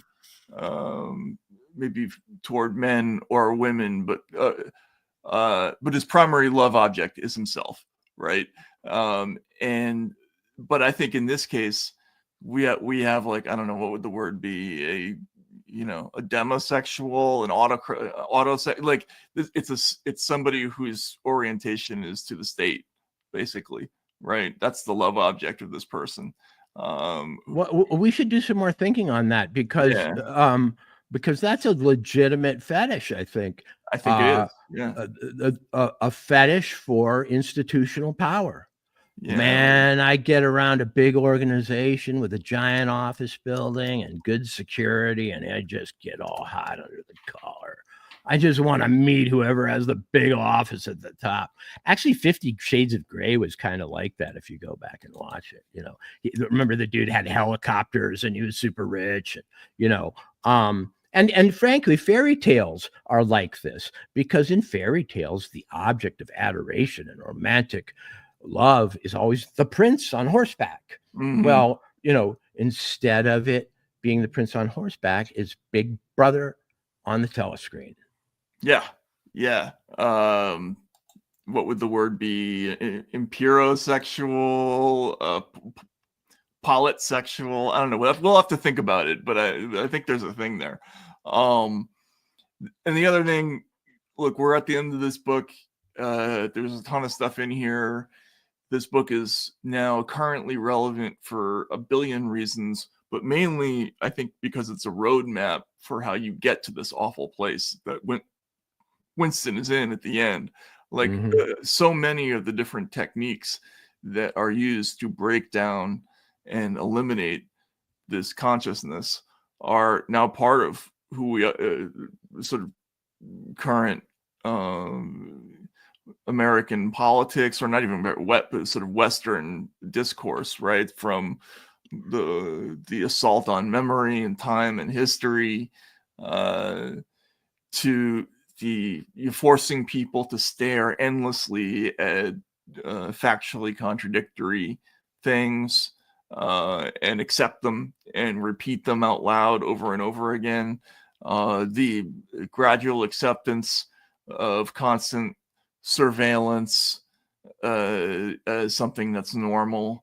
You know, the habit of self-censorship, which I think, you know, preceded even the period of the mid 2010s, right? I think we started to see people watching what they said, what they wrote down, pretty early in the War on Terror era, right? And all of these things are now combining to create exactly that kind of person who Winston is at the end, who is he's a cuck for the state. He's a cuck for something. He's gone, right? And we meet these people all the time now. We picked on them, you know, and that White Dudes for Harris thing, but they're not just there. They're in a lot of places, and they should scare the hell out of us. And this book, I think, is a great roadmap to, you know, full of warnings about things we should keep our eyes on. One under remarked on feature of this totalitarian society and its ability to capture, pervert, and then finally fascinate and infatuate the human mind is the absence of real art. Yes. Not many people mention that one of the things that this revolution had to do in order to get people to this state was feed them shitty pop novels that are written on machines, give them brutal, you know, idiocracy style, violence-filled movies, you know, with barely any dialogue. And if there is one absent force in this world, well, there are two. Religion. There seems to be no religion. It has not survived at all. We don't see any sense that it is going on, even in the corners or underground. It seems to have been completely extinguished. Art, however, has not been completely extinguished. It has been travestied. It has been replaced by crude, stupid, derivative, doctrinaire, vacuous, yeah, fucking offensive, yeah, right, grating, yeah. So one of the things you got to watch out for if you are, you know, doing your 1984 Are We There Yet count is the art getting bad? Is the art getting bad? Is there less and less respect? Even is there less and less esteem for real art? Have we even decided that doesn't exist? And we're getting precious close to that with AI, because a lot of the people who make the argument that AI novels and movies and so on are our future are essentially saying humans can't do this any better, that it's like chess, a computer can play it better, that there's no specific human role in art. And in 1984 it's made by machine, and increasingly in our world it's made by machine, which may be the greatest, most ominous sign that we've crossed a line. I totally agree. I remember when Deep Blue finally beat Garry Kasparov. Remember that? Mm-hmm. And there was this because it was an article of faith among kind of humanists that a computer would never be able to use brute force to conquer inspiration, right? That was a peculiar human quality. Humans would always win that battle, and genius it couldn't be synthesized. And when Kasparov lost, I think it rattled some of us a little.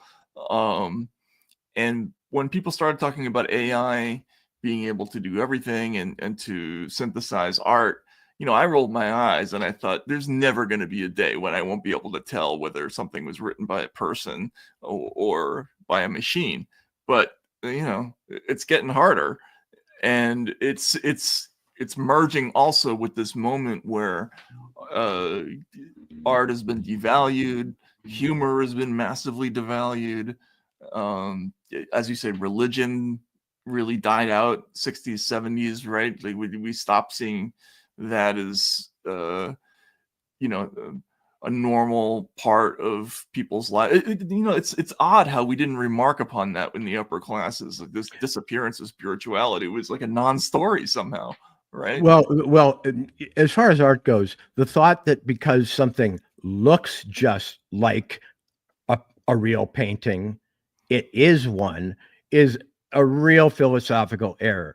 The idea that something reads like a good novel, but is the same as a good novel, is another one. The big difference between a great romance written by AI and a great romance written by an author? The AI has never had sex. Right. The AI has never had its heart broken. Right. Do you really want art that is absolute?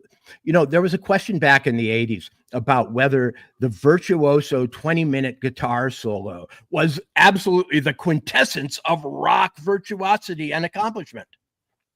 And then and everybody went, whoa, fucking A, man, Eddie Van Halen, Jeff Beck, and then came along these punks who were like, couldn't fucking play their guitars. And people went, I like that better. Well, why? This one's doing this and da. No, I like that better because that one preserves the sense of being played by a flawed being. And this thing is some fucking math equation blasted out into a stadium. And so that is something to be considered. But finally, I'm going to give you my biggest and most controversial feeling about dystopian literature in general. I think it did us a great disservice. I think that the Brave New Worlds and the 1984s and even the sort of youthful Hunger Games and so on have done mankind a great disservice, because they had a secret message that we never properly decoded, which is that if you think about the worst thing that can happen, if you deplore the worst thing that can happen, if you identify with a character who's resisting totalitarianism, thought control, it won't happen.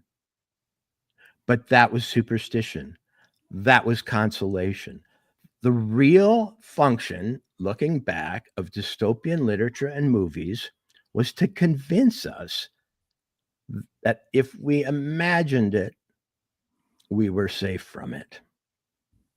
And we're not. Yeah. In Orwell's defense, I think he was trying as hard as he could to scare the crap out of us. But right. This isn't a knock on the individual. This is a kind of higher, more detached look at the function of dystopian literature in society. And what it has caused generation after generation of young Americans to do is think, now that I know this, it can't happen. Now that I've identified with the rebel, I will be a rebel. But it didn't foment rebellion. It didn't stop surveillance. It didn't stop machine-made art. It didn't stop people from turning in their neighbors and acting in lockstep according to completely irrational government orders. It didn't stop them from going to war and then not asking questions when they made peace with that person and went to war with the person that they were at, the entity they were at peace with before. It was ineffective. There's no way to argue the opposite.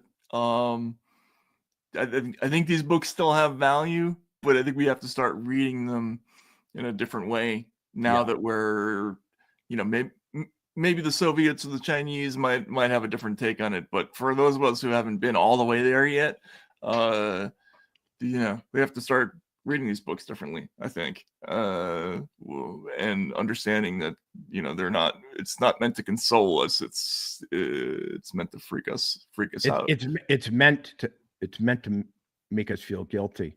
It's meant to make us feel implicated, because reading 1984 now is to know that you failed in some way, to stop 1984 by reading 1984. It wasn't enough to know. It wasn't enough. Anyway, great book. Thanks everybody for listening to that. Walter, should we just announce the next one? I think we're kind of in agreement on it. Man. All right. We're gonna do Catch 22. You said the bridges of Madison County. Dude. Yeah, that was our second choice, the bridges of Madison County. But no, we're gonna do Catch 22, and it's obviously a very different kind of book than 1984. Why? Because I think because of the thing you were just talking about. What was the point of all these books? Were they meant to console us, to warn us, to scare us, whatever it is? It can get confusing. They were to make us feel superior to the worlds to worlds that they depicted, and to give us a false sense of security that because we knew their tricks, we wouldn't fall for their tricks. Exactly. But Catch 22 is a different kind of book. It's a book that forces us to have flashes of recognition and laugh when we encounter the same stuff, at whatever level for the rest of our lives. And I think that's actually more effective and better in a better kind of literature for me personally, because a person who can't help laugh but laugh at the at something horrible, usually you just can't drum that out of the person, and it's a much more effective, to me, warning system for horrible things that happen in the world. And I don't think anybody did it better than Heller did. It's funny, and this is the last story I'll tell. When I worked briefly at First Look Media, we had a meeting once about what was the vision for the online magazine that we were going to do, as opposed to The Intercept, which is supposed to be our sister publication.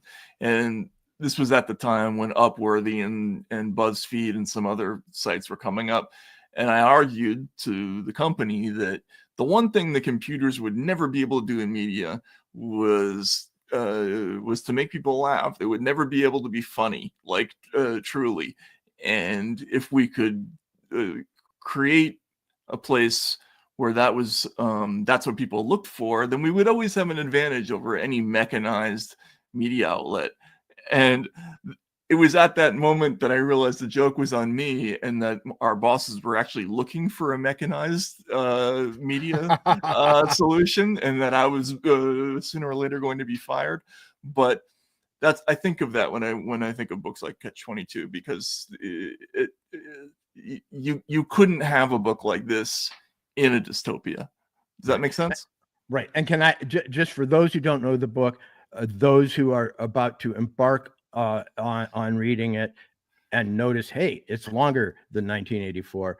Let me sell you really hard on the value of going along with us.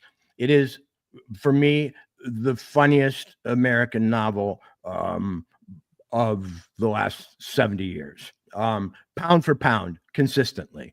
There are certain books by Charles Portis and others that are, in a more specialized way, extremely funny. But this is funny like a giant review or a circus or a skit show, chapter after chapter. And it really does take the form of a kind of series of Borscht Belt skits. It's heavy Jewish humor. It's kind of vaudevillian. It's broad. It never fails to hit the nose about some American institution or type of person. You will, all the kind of people who make you laugh in real life, or make you groan in real life, or make you run away in real life, or you feel trapped by at your office, are in Catch-22. What it really is it's set on an island in the Mediterranean at an air base toward the end of the war. And what it really is a transposition. It's more like The Office than it is like Saving Private Ryan. Okay. You would not have The Office without Catch-22. It is Office corporate humor, because by the time Heller wrote it, he had come back from World War II and was mired in misery at a giant corporation, in Manhattan. And he recast his vision of the Army as a dysfunctional, stupid, self-serving, and profit-oriented corporation. Yeah, that last bit is one of the great twists on the whole thing, is that it makes money too. Right. But yeah, I want to second. I mean, it's tough to say that it's the funniest American novel of all time, because Mark Twain's out there, and I didn't say all time. Yeah. No, I know.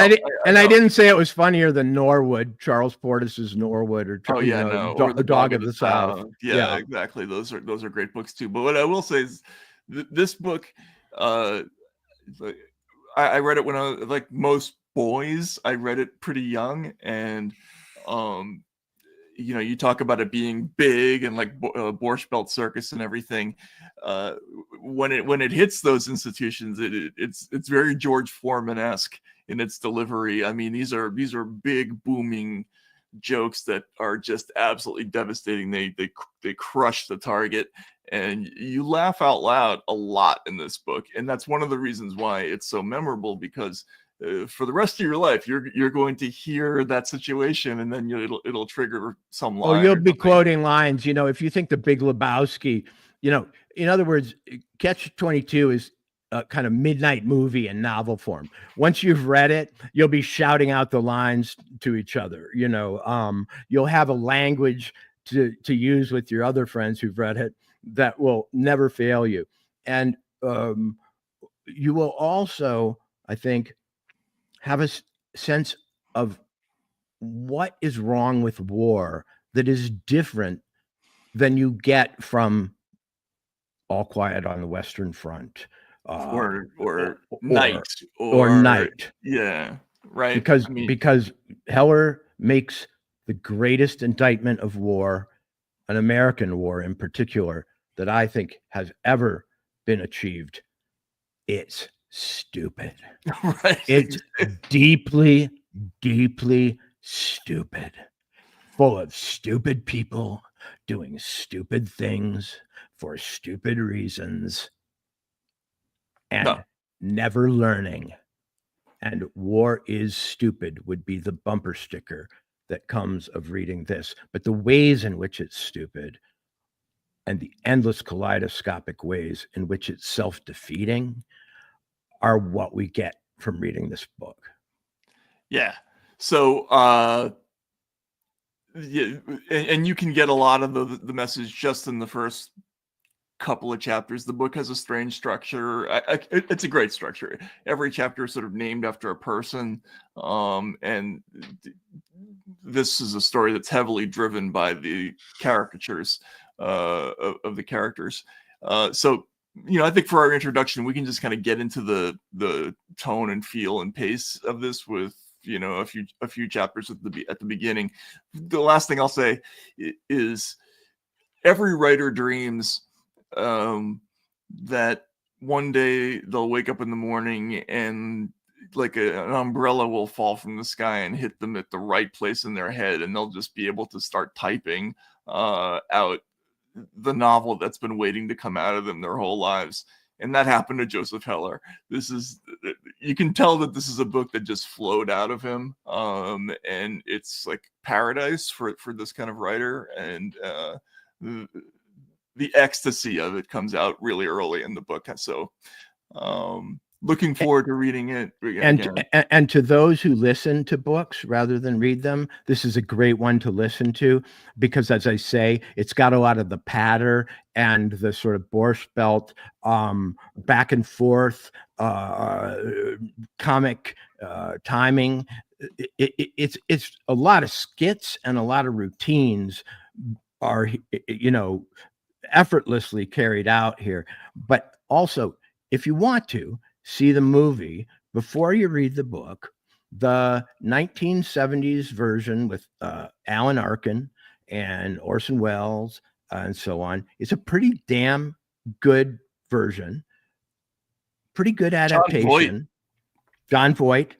And I don't think it will at all ruin your appreciation of the book. In fact, I think it might. Doesn't. Yeah. It will. I think it might give you a kind of overview of it, because the thing about Catch-22 is it's not a book of suspense. The thing the that story doesn't give anything away. The book is all in the lines, in the writing. There's a tragedy in the book that happened that is referred to over and over. In fact, the book is formed like a wheel turning around the hub of a certain terrible air tragedy in a bomber. And, you get fuller and fuller versions of what that tragedy was. But as in 1984, where you never doubted for a second that Winston would end up in the torture cell, in 1984, you are constantly referring to a terrible event which Yossarian and the others cannot unhook their minds from. So there are no spoilers. Yeah, there's no spoilers. Go ahead, watch the movie, and then we'll start it on the show at the end of this week. And also we'll get into how it's relevant to today, because it's another book that has suddenly sort of massively popped back up into our current consciousness, because a lot of the big jokes in the book were written in a certain time and place, and they've become unfortunately very funny again. So plus all the Israel content you can get down your throat, Americans. Exactly. Israel and Catch-22. So we'll be there, be square. We'll see you later this week. Walter, thanks a lot. And thanks everybody for hanging in. We'll talk to you soon. Okay.